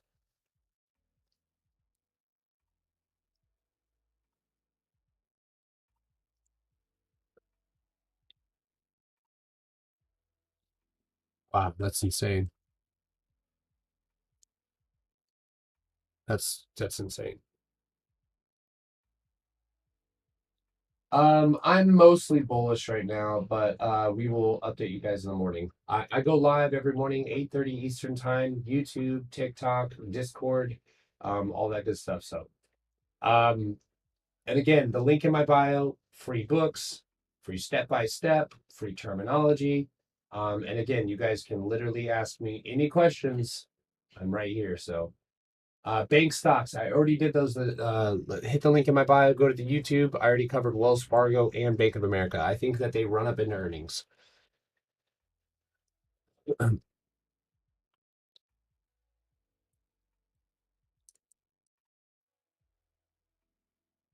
Right now I'm trying to make my way down the chart. All right, so I've been seeing NVIDIA on here and MU a lot. Let's go take a look at NVIDIA and MU. Ugh. First of all, yuck. Um, mm, man, I only see one thing here, and it's not looking great. Okay, so the good news is that we have easy to read zones, right? So just by simply observing, we should be able to see when these trends change, and that's the good part, right? The bad part is you have a more bearish setup than bullish, and we're going to take a look at why that is. So first of all, looking at levels, because key levels are always most important. What do I think about DD? Let me read you something really quickly. China has 62 trillion residential real estate, largest asset class in the world, much larger than the USA real estate market. China has 14 banks that support the residential space. Those banks are on the way to insolvency. If China can't raise the money to bail those banks out, then you will see a 2008 in China. What the hell am I talking about? China. Obviously, China doesn't need to raise 62 trillion, but I have never been, and nor will I ever be, as long as things are the way that they are, ever bullish or a holder of Chinese equity. It has nothing to do with China. It has everything to do with the fact that you don't, for the most part, own those shares that you are buying, and you're also dealing with a economy that is on the fritz and doesn't. They just basically did what we did during the COVID dump with some stimulus, and you guys know what happens after that. A lot of crazy shit. So, me personally, due to the regulations and crackdowns from the Chinese government, I don't play Chinese stocks. I actually really like NEO, and I would buy if NEO was anywhere else. I would buy it as a long-term equity play, but I won't do it here. So, how do I find those key levels? Great question. That's a good question, Nick. So, most of the time, and I'm going to zoom in as much as I can here, right? So, most of the time, we're looking for a confluence or we're looking for areas of respect. And that's where we find ourselves here. So, at the price of, and normally it's going to be a whole number or a psychological number. So here it's 272 or 272, right? That's the level that we break up to, we reject. We bounce down, we hit this level. Again, another candle's closing here consistently. And then we bounce back up. And where do we hit again? We hit 272 and we reject. We fall back down. We hit another level. That's 255. Buyers were sitting there. We break back up. Where do we break past? We break past 272 and we do it with great volume. So we don't even stop. We break up to the point of control. And that's where we find, and that's usually where you will find your next level. So then you're going to start looking at the next psychological number, which is the again, likely a or not psychological level, but next level. And that next level is going to be the 283, right? One, that's the first initial rejection. Two, on a wick off. Three is where you break and hold. So anytime that you break above something or fake out, that fake out normally is going to happen when you have low volume. Look at all that low volume right there. So you have low volume and you're unable to hold. And so there you fall. You actually double top there. And so again, another level confirmation. And then you retest 1, 2, 3 before finally, anytime that you're going to go down, you're going to test the ceiling, right? The ceiling becomes the floor. So think about it that way when you're looking for levels. If you have a ceiling, you need to make that ceiling is going to be the floor. That's the floor that you're looking for. So, um, what's my perception on the S&P this week? I see some upside, but again, do you think I should have extended our hours on while charting? No, I don't think that you should have extended hours on while charting higher time frames. But in the morning, right, we do something again. This is another strategy. This is a strategy for scalpers that people will charge you for.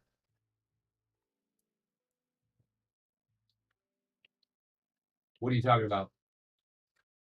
That's not a dad pin. What are you talking about? Anyway, so what we do usually, we go to extended hours, and in pre-market, right, we look for our pre-market highs and our pre-market lows. So this right here, we're gonna zoom in. Ah, there we go. Beautiful. Oh God. So pre-market low is 273, right? This is all happening in pre-market, and my pre-market high is 276. So in this instance, right, there's my low, and then what happens, right? Boing, open happens, right? You you initially wick up, and then you lose candle close below your pre-market low, and you hit the dumper, right? Beautiful. The same thing here, right? And this is again for scalpers. Most of the time, this is going to be most beneficial. You'll actually notice that it rejects. It will reject its pre-market high or pre-market low. So there is a usefulness. Ooh, here's another amazing example of the orb strategy right here. I hope I didn't get laughed at again. Who laughed at you? If anybody ever laughs at you for and yeah, if it don't let people laugh at you, it's stupid. Don't let people laugh at you. That's ridiculous. Ask questions, and if you feel like somebody's judging you for the questions that you ask, leave. They're not worth your time. You're worth more than that. All right. First of all, pre-market highs Beautiful. This is so good. 285. Okay, that's my pre-market high. Where there is no volume, this is pre-market and after hours trading. After hours, pre-market. Pre-market lows are 282. Open, you actually, oh shit, hold on. So never mind. This was actually done in pre-market. I thought this was after hours, but still valid here. So you end up breaking below that and flushing, and you actually so that I was wrong here, but I'm still right about the sentiment. You actually chop. You don't actually break range. So that's actually really cool because you set your pre-market highs and lows, and then it never breaks until the end of the day where you finally get a candle close and then you get that breakout. So I apologize, guys. I thought this was the market open right here, but regardless, that's orb strategy. Orb stands for opening range breakout, right? That's what that strategy is mostly focused on. If you are brand new to trading and you want somebody to point you in a direction of where you should start learning, you need to start. And I do have my Discord, the link in my bio has all of this for free. Supply and demand and the strat. Learn those two things, and then finding a strategy will become a lot easier. But this is another one. And tomorrow, I'm going to have Manny hop on, and he's going to teach you guys another strategy that I know that people literally charge $4,000. I just saw this 2 nights ago. $4,000 for this one strategy. The dude has you come and learn it from him in person. So maybe you get a back rub or something. I don't know. It's a little weird. But anyway, so that's that. Hopefully that was good. You guys learned something there. But to answer your question, no, I don't use pre-market or aftermarket during the trading hours or overall charting. All right. PLTR. So this is a long-term equity, just in case anybody doesn't know. I do own PLTR. And I could care less where this stock goes in the next 2 years. If it goes below $5, goody. I get more. I really do believe that this is, and if anybody wants to argue with me, schedule a meet for the live and we'll argue about it. I'd love to. About why PLTR is a future $150 company, possibly in the next 10 or less years. But obviously, as a long-term investor, I'm separating from the thought of day trading and stuff like that. But if we're looking at the daily, we need to look at where, and I think I've already done this before. That's why my chart line is still here. I was mentioning, and I see a cup-ish type setup already. I think that we go and find a downtrend. And I believe that downtrend on PLTR is up in the teens. So if anything, right, the way that I see things going forward, given the low volatility that PLTR has, first of all, we just got to get above 1450. That's goal number one. You can see 1, 2, 3, 4, 5 rejections. The good thing about this one is we are creating shit. We're not creating shit. We are creating a bull flag. So we have more, and so you are absolutely correct. You do have a bull flag here. You also have that cup type setup, right? It's more about the energy here. You get that cup like setup, and so it's giving you a really good level to watch right there. So look at that, all across the board, and that is how we find entries, and that is how we find exits. Because if you are not entering a trade with a entry, exit, and stop loss, you are going to have anxiety. And if you have anxiety, you are going to make bad decisions. And then you're going to scar yourself with your bad decisions, which then gives you more anxiety. So stop the cycle. I say that and I laugh at my past self because I experienced this firsthand. So anyway, PLTR to me, I think that based on the price action now, you need to, and again, we're going to look at our key levels here. We need to hold above this 1344, 1345. Your pivot point is right there below you. And that's good because if we do end up failing to break, which would kind of suck, But if we do end up failing to break, it would be 1345, and then the pullback to 1283, where I would be looking for a bounce in order to continue to the upside. And a lot of the times, and I'm missing them, I just realized I was just looking for them. Where are my EMAs? So a lot of the times, do you guys remember what I said at the beginning of the stream? Anytime that you're falling or rising and you get too far away from your moving averages, you can almost 100% of the time, except for penny stocks, so pharmaceuticals, stuff like that, you can expect a pullback. And even it stays and reigns true with them.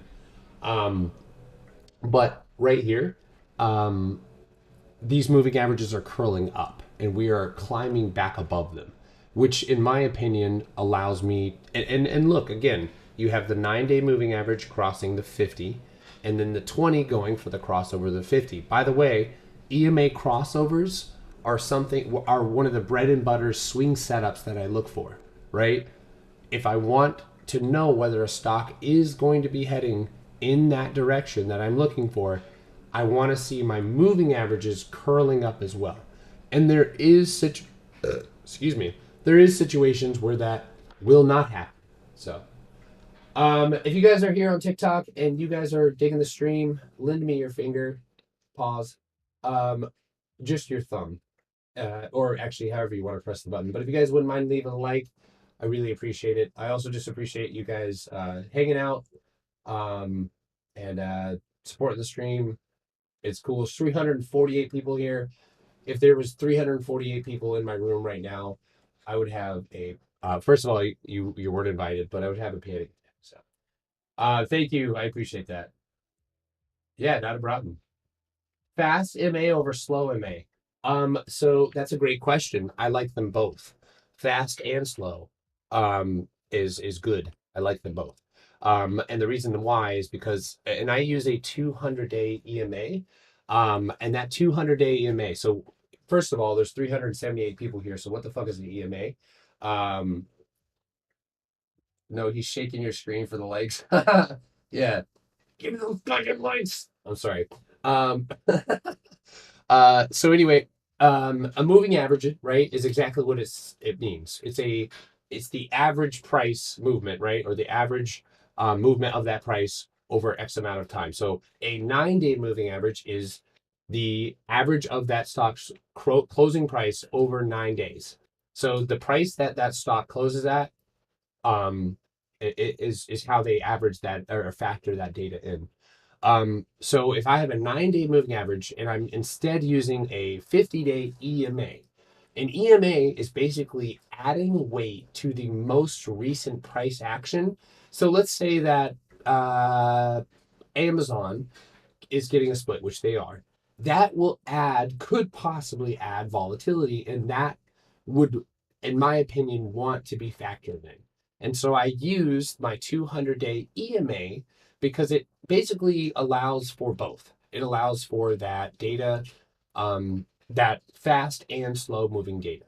So hopefully that makes sense. But yes, when I am day trading, I'm always going to be using a faster, lower time frame moving average. 20 EMA, 9-day moving average are good. A lot of the times, it actually is up to the stock. So go all in PLTR. That is absolutely not what I'm saying here.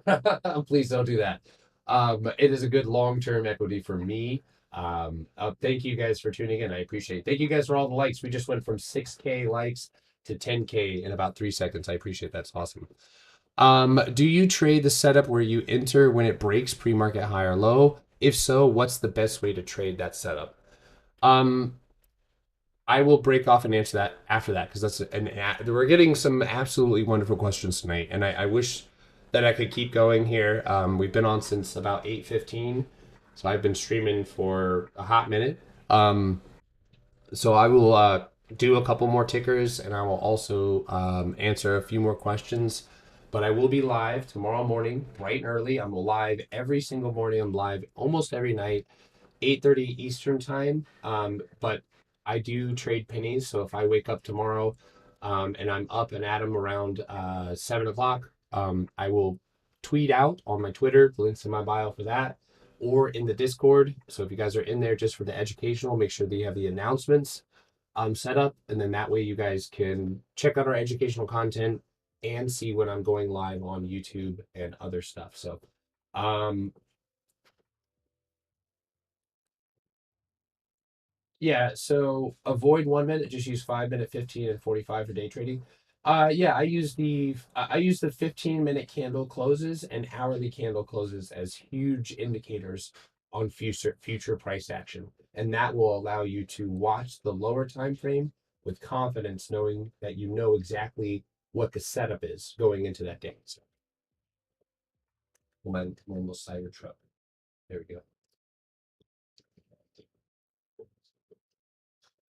Okay. Ugh. I'm drinking kombucha.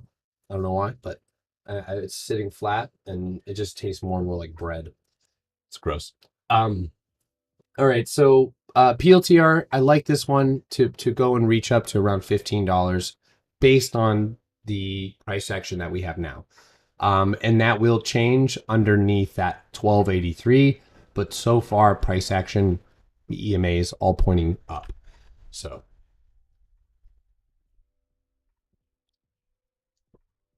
All right. So you asked about, and we're going to go to something like Facebook. You asked, do you trade the setup orb strategy? Which, if you guys are just tuning in, I was just teaching people about a strategy that people constantly are charging people for. We're going to teach you guys another strategy tomorrow for free, of course, on here.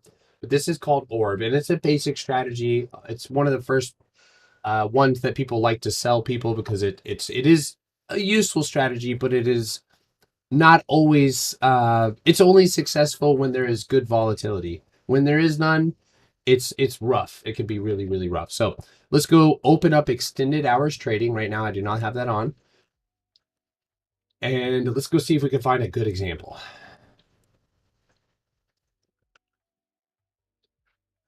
All right, so I find this to be a good example right here. All right, perfect example. Okay, so let's take a look at Facebook. All right, this is March 22nd. So if you guys wanted to, what are the blue and orange strips? Those are actually yellow and blue, but this is volume profile. Basically, where we have volume in time sessions down here, we have volume at price, right? So at the price of where you see that big bar right there, that's what is that? 216.78. So between March 21st and obviously today, our March 22nd, that was the point of control or where the most shares were traded. Also, I use that to let me know how strong the levels are above or below me. Anyway, so here we go. It's the morning of March 22nd. It's pre-market. I'm going to set my pre-market high. That's going to be 212.75. I love that. I like good psychological numbers. Also, I'm going to set one here. What do I tell you guys all the time? Let that candle close. Let that candle close. God dang it. Let the candle close or use your 15-minute time frame, right? Use your 15-minute time frame, and that will allow you to see the actual close. But so we get orb. Where would I take? Where am I? Okay, there we go. So where would I take this? So anytime something breaks out, I want the retest. And that's where I would be looking for a orb retest, a breakout, a retest. So one thing that is really, really hard to do as new investors, because most investors are, can we calculate contract price according to underlying value? Yes. You do have to factor in a few different things, but for the most part, yes. So, fuck. What was I just saying? What was I just saying? TikTok, help me out. I just lost my train of thought. Okay, never mind. I got it. So most people are wanting to buy green candles, right? We want to think the opposite of that, right? Because when do you sell? You sell when it's pretty and you buy when it's ugly, which means you buy red and you sell green. And that is a fractal statement because it goes all the way from long-term investing to day trading and scalping like so. So here you get that breakout. At any time you break a level, right? The ceiling becomes the floor. You want to retest it. And at that retest, I even like 50%. Usually, once a candle opens, so let's say we're looking at this 5-minute candle here. When this 5-minute candle pushes past that 50% mark and the volume is comparable to a breakout, I'm taking my position. And there's nothing left to do, right? You set the stop loss. And normally for me, 50% of the range is where I'll cut it, right? So take your opening range, split it in half, 50%, do it by eye, whatever you got to do. You'll normally see the price action and you can see it right there, consolidation there, consolidation here.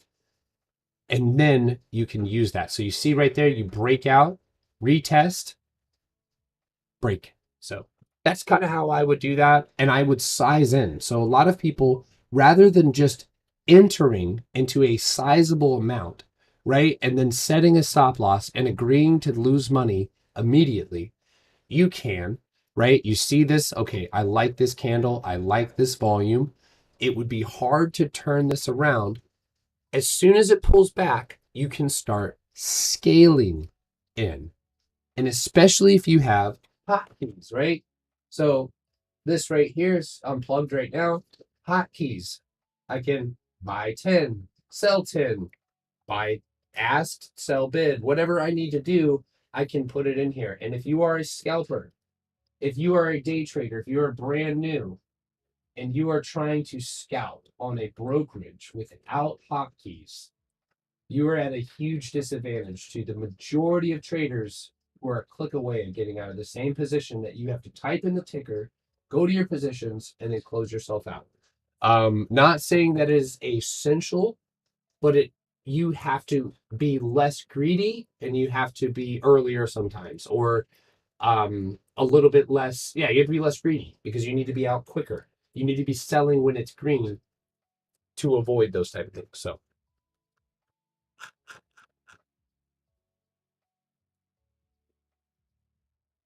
do you put plays that you take as soon as you take them in your Discord? Do you put plays that you take as soon as you take them in the Discord? If what, in what section? In the Potter signals, but here's the thing. One of the reasons that I trade live, and I have always done so, is because I want to convey to the people listening to me what I am feeling and what I am thinking and how I am doing it and what is going to change my mind and what is not going to change my mind. I want to let everybody know what I'm thinking because that's how you learn. And my Discord is not and has never been meant to be a signals group. Even though it has option flow and all that stuff, it is meant to allow people the opportunity to go and do it for themselves on their own. So uh, I'm mostly trying. I am, and we just hired somebody to basically listen to me all day, and then basically type out all of my signals. So if I do take something, yes, the answer is yes. But I only don't wanted to answer that question, obviously, with that added addition there. I am all right. First of all, guys, if you guys know anything about my stream, please do not spam. Please, please, please. I'm happy to answer questions. The link is in my bio for the YouTube, which I am live now. But Spy I have already covered, so just scroll through the YouTube. What is the top website? This is trade here. I'm gonna tweet it out. All right, right now. If you guys want my if you want the stock heat map, I'm literally going go hit the link in my bio, and I'm gonna go tweet it out right now. There it is. It's the last tweet that I tweeted, and that's the page. That's the stock trading view stock market heat map. Make sure to go leave a like if you do check it out. That way I know you guys are there. Thank you guys to everybody who is following. Ron Burgundy, Big Swim, Mr. Colette, Mohammed, Mr. Coolio, John, K. Martin, Conyu Stees, Patricio. Thank you guys for the follows. I appreciate that. All right.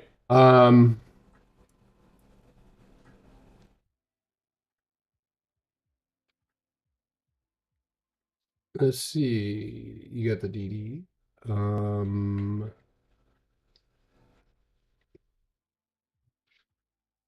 All right. So let's look at UPS. Hopefully that answers your question. We've answered a lot of questions here tonight. I'm going to go ahead and wrap it up. It's time for bed. Time to get ready for tomorrow. Be up bright and early. The earlier the better. Not necessarily for any other reason for me other than to start when you wake up. Half the time remembering that I'm a human is a challenge enough, but then also absorbing and digesting the news and sentiment going into that day is easier when you're up a little bit earlier. So, what EMA should you use for scalping? I think scalping on the lower time frames, the 20. Personally, I use a moving average as well in tandem to that. But yeah, I would say the 20 is a good moving average. So yeah, guys, all of this is recorded on YouTube, so you can literally go watch the entire segment, every educational bit that I just went through, all of that. So it once I end the stream though, it's gonna take until probably tomorrow morning, not tomorrow morning, but midnight, for the video to actually upload completely. So holy crap, this looks like shit. Wow, what happened here, dude? Ugh, that looks terrible. It looks so bad. Or UPS, man. Probably because they're paying their workers like crazy. All right, well, I see this. I mean, it's hard to envision a bounce after that, but it'd probably have been hard to envision a bounce after this one too. This is looking like it's going to end up like it actually might end up breaking out. I would say really, really watch this one above 213 as it's likely going to go and hit resistance around 218 to 219, where I would look for a push and leg up for a small gap fill at 225. But UPS on the daily is at a place where if it falls any lower, it might actually see some significant downside. You can see that pressure here. So it's really last straw here for UPS. You need to curl up and reverse. So.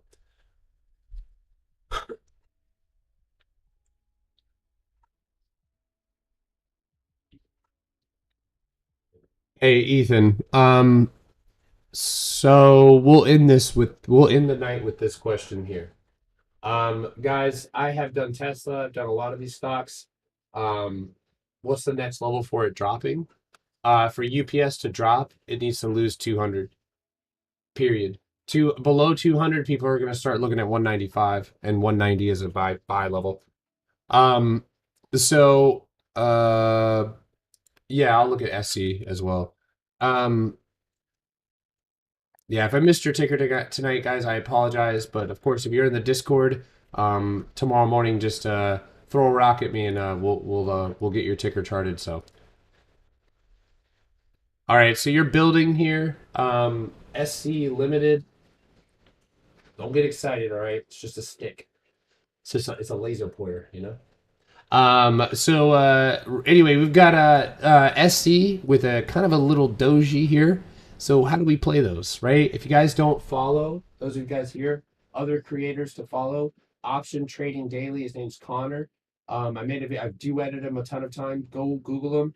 In the link in his bio, he has a doji trading strategy that you can go and read for yourself, because you should always be looking and reading and expanding your knowledge. So, yeah, Brown said, fuck that bullshit. Anyway, so on SC, you're going to watch 123.63 for what looks to be and I'm going to guess, yes, looks to be a lower time frame ascending triangle. Boom, right there.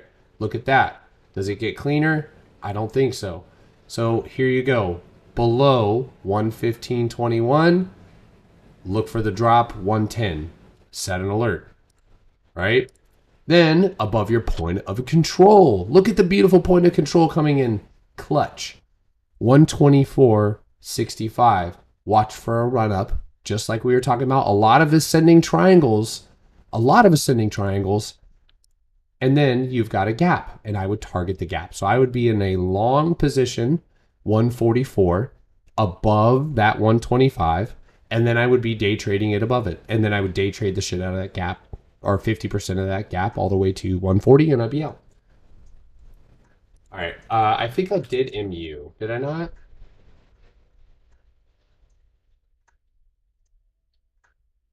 Maybe I did. So we talked about MU. I think we did though, but I'll do it again just because I forgot. So there's your support and there's your resistance. You got a correction right there. But this is unfortunately a bear flag that might end up being looked at as a bullish move. You might see MU. Basically, look at it like this, right? You might see something like that. And I'm just kind of goofing right here, new boot goofing, but a little consolidation possibly in this area. Who knows what this might look like? But I'm thinking perhaps a test of resistance or downtrend for MU, and I mean that could come, I would say, right around $82. But otherwise, MU below 78, 70. 78.70, you got key levels like 72.80 and a drop to 71.50. So that's the ink fin kipping in. Damn, I'm a machine.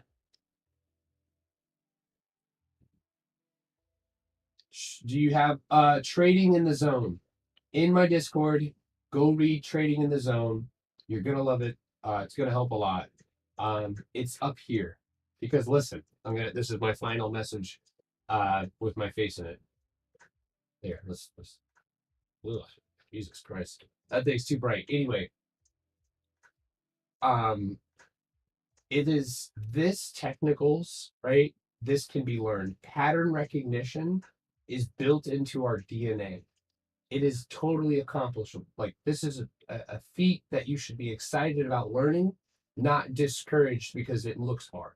It's exciting to learn, but it's the emotional aspect, it's the mental aspect that you have to focus on. And that is why trading will either make you worse, sometimes cause you to really realize the things that you got going on that you need to fix, or it's going to usher in a new era of personal growth, right? Where you cannot operate as a retail trader being greedy. And if you are greedy, you're going to get clapped. You can't operate with hindsight. You have to plan ahead. You have to be disciplined. You have to acknowledge your personality. You have to acknowledge how you react to things positively or negatively. So these are all things that are the most important because this is just the tools in which we do analysis, but the execution is all on us as humans and as people. So, um, how to set best screener? Personally, I use Benzinga Pro.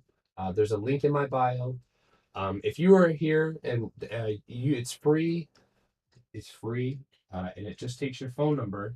So if you're like your boy, you got a couple phone numbers, what I'm saying? But anyway, so you can use Benzinga Pro. Sign up for their free trial. The link is in my bio. And check out their news and their scanners because they are my favorite. I absolutely love them. So hotkeys, yes. Hotkeys are where basically I can program, and this is unplugged, but basically this usually would show by 5, right? Or by 10. And it would be at the ask. Or here by 10 at market. Here by 10 at limit. Here by 10 at bid. And then I could do it by 20, by 30, by 40, by 50, bigger lot sizes. And then I can do cells. And so I have it, and I can also do multiple pages here. We did a stream deck giveaway. We're gonna do one next month, but yeah. So basically, where most people have to go type in the ticker, click on the thing, fidget with the thing, I can go sell and bling, and I'm out. So each button is different. No, it's not a different stock. You type in the stock, or you're in a position, and then you can hotkey out of it. So Yeah.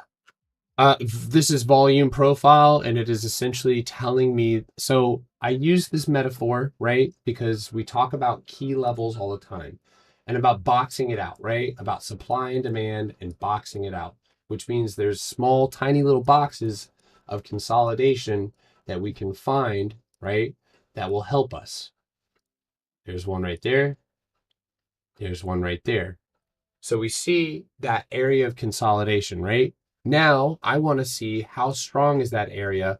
And I'm using fixed range, right? Or I'm using visible range. So the range that you see, the date and days, that's the volume being included in this data.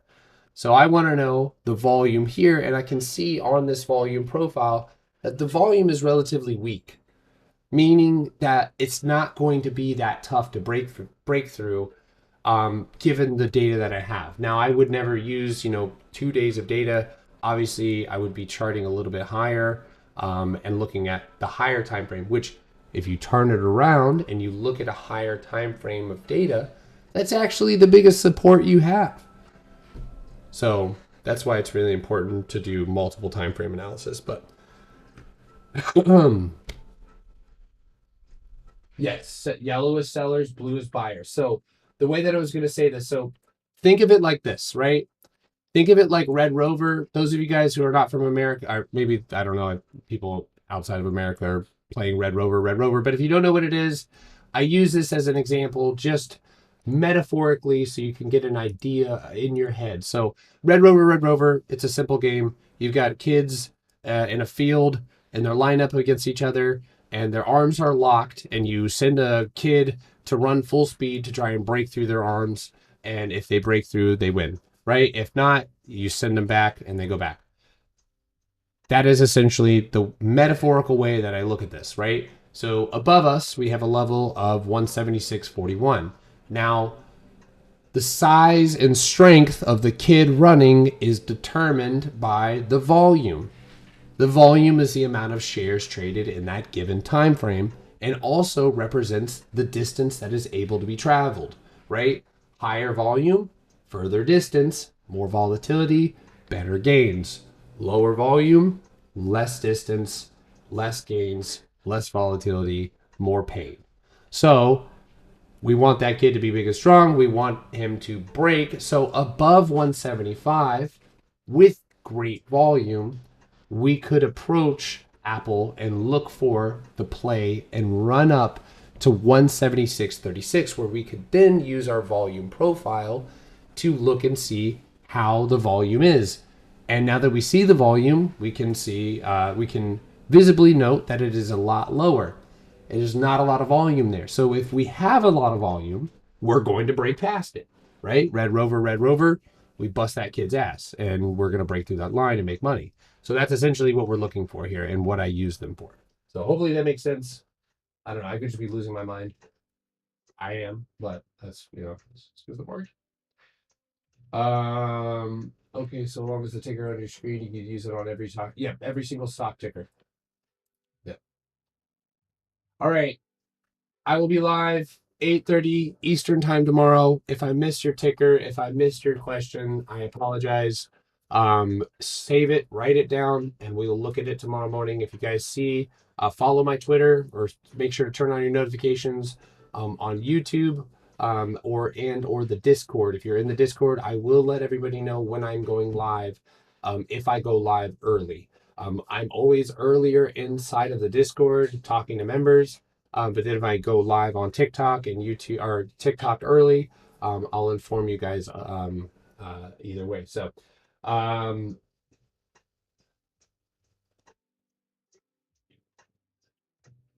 Matt Norton, listen, technical analysis basis, yes. I got to go ahead and, of course, there's like a whole metric ton of people heading in here as I'm leaving, but um, I will be live tomorrow morning to cover the news, to cover my watch list, to cover everything, and that includes the 7 other admins in my group. You'll hear them as well. So, yeah, I don't know why hella people just joined, but thank you. So I appreciate you guys hopping in. If you guys are brand new and you're looking to learn, the link in my bio for Discord. It's got step-by-step course material. It's got thousands of dollars worth of books. It's got a ton of YouTube video links. It's got handwritten material by me. It's got definitions. It is absolutely free. You do not need to buy anything. There are options to buy a service there. That is not for you to buy. If you're brand new, there's no reason for you to buy it. Tools are only useful when you're able to use them. And if you're brand new, I am and can be a tool of use for you to learn these things for free. So, and it also puts the lotion on the skin. That's right. I should probably put some lotion on my skin.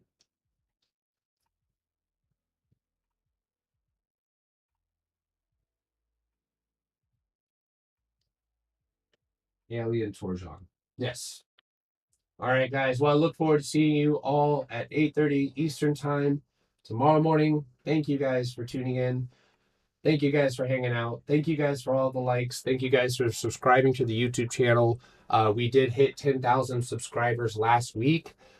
This week we are giving away another Oculus. Due to the hiccup last time, we did give it away in private, but we will be giving away an Oculus. You don't have to join. You don't have to pay. All you have to do is follow the YouTube channel. And then I'm also going to be posting Manny, our scalper, his YouTube channel. I would also like it if you guys would follow that as well. That is the heads up, because this has not been an official post quite yet. Don't block me. I'm sarcastic. I will block you for sarcasm. Let's get those hoes again. Oh, that was what you said. That's a little more sarcastic, but I'm not gonna block you. Is that a can't? This is Betty White. This is Betty. Say goodnight to Betty. TikTok or blood. What? Why are you so bright, Betty? Man, you got glare. There you go. You have one of Dave Grohl. Awesome. All right, everybody. Thank you again. I'll see you guys tomorrow. Peace out. I'm gonna shut down YouTube and stuff first. So there's gonna be an awkward point here where you guys are gonna keep watching and I'm gonna stop talking. But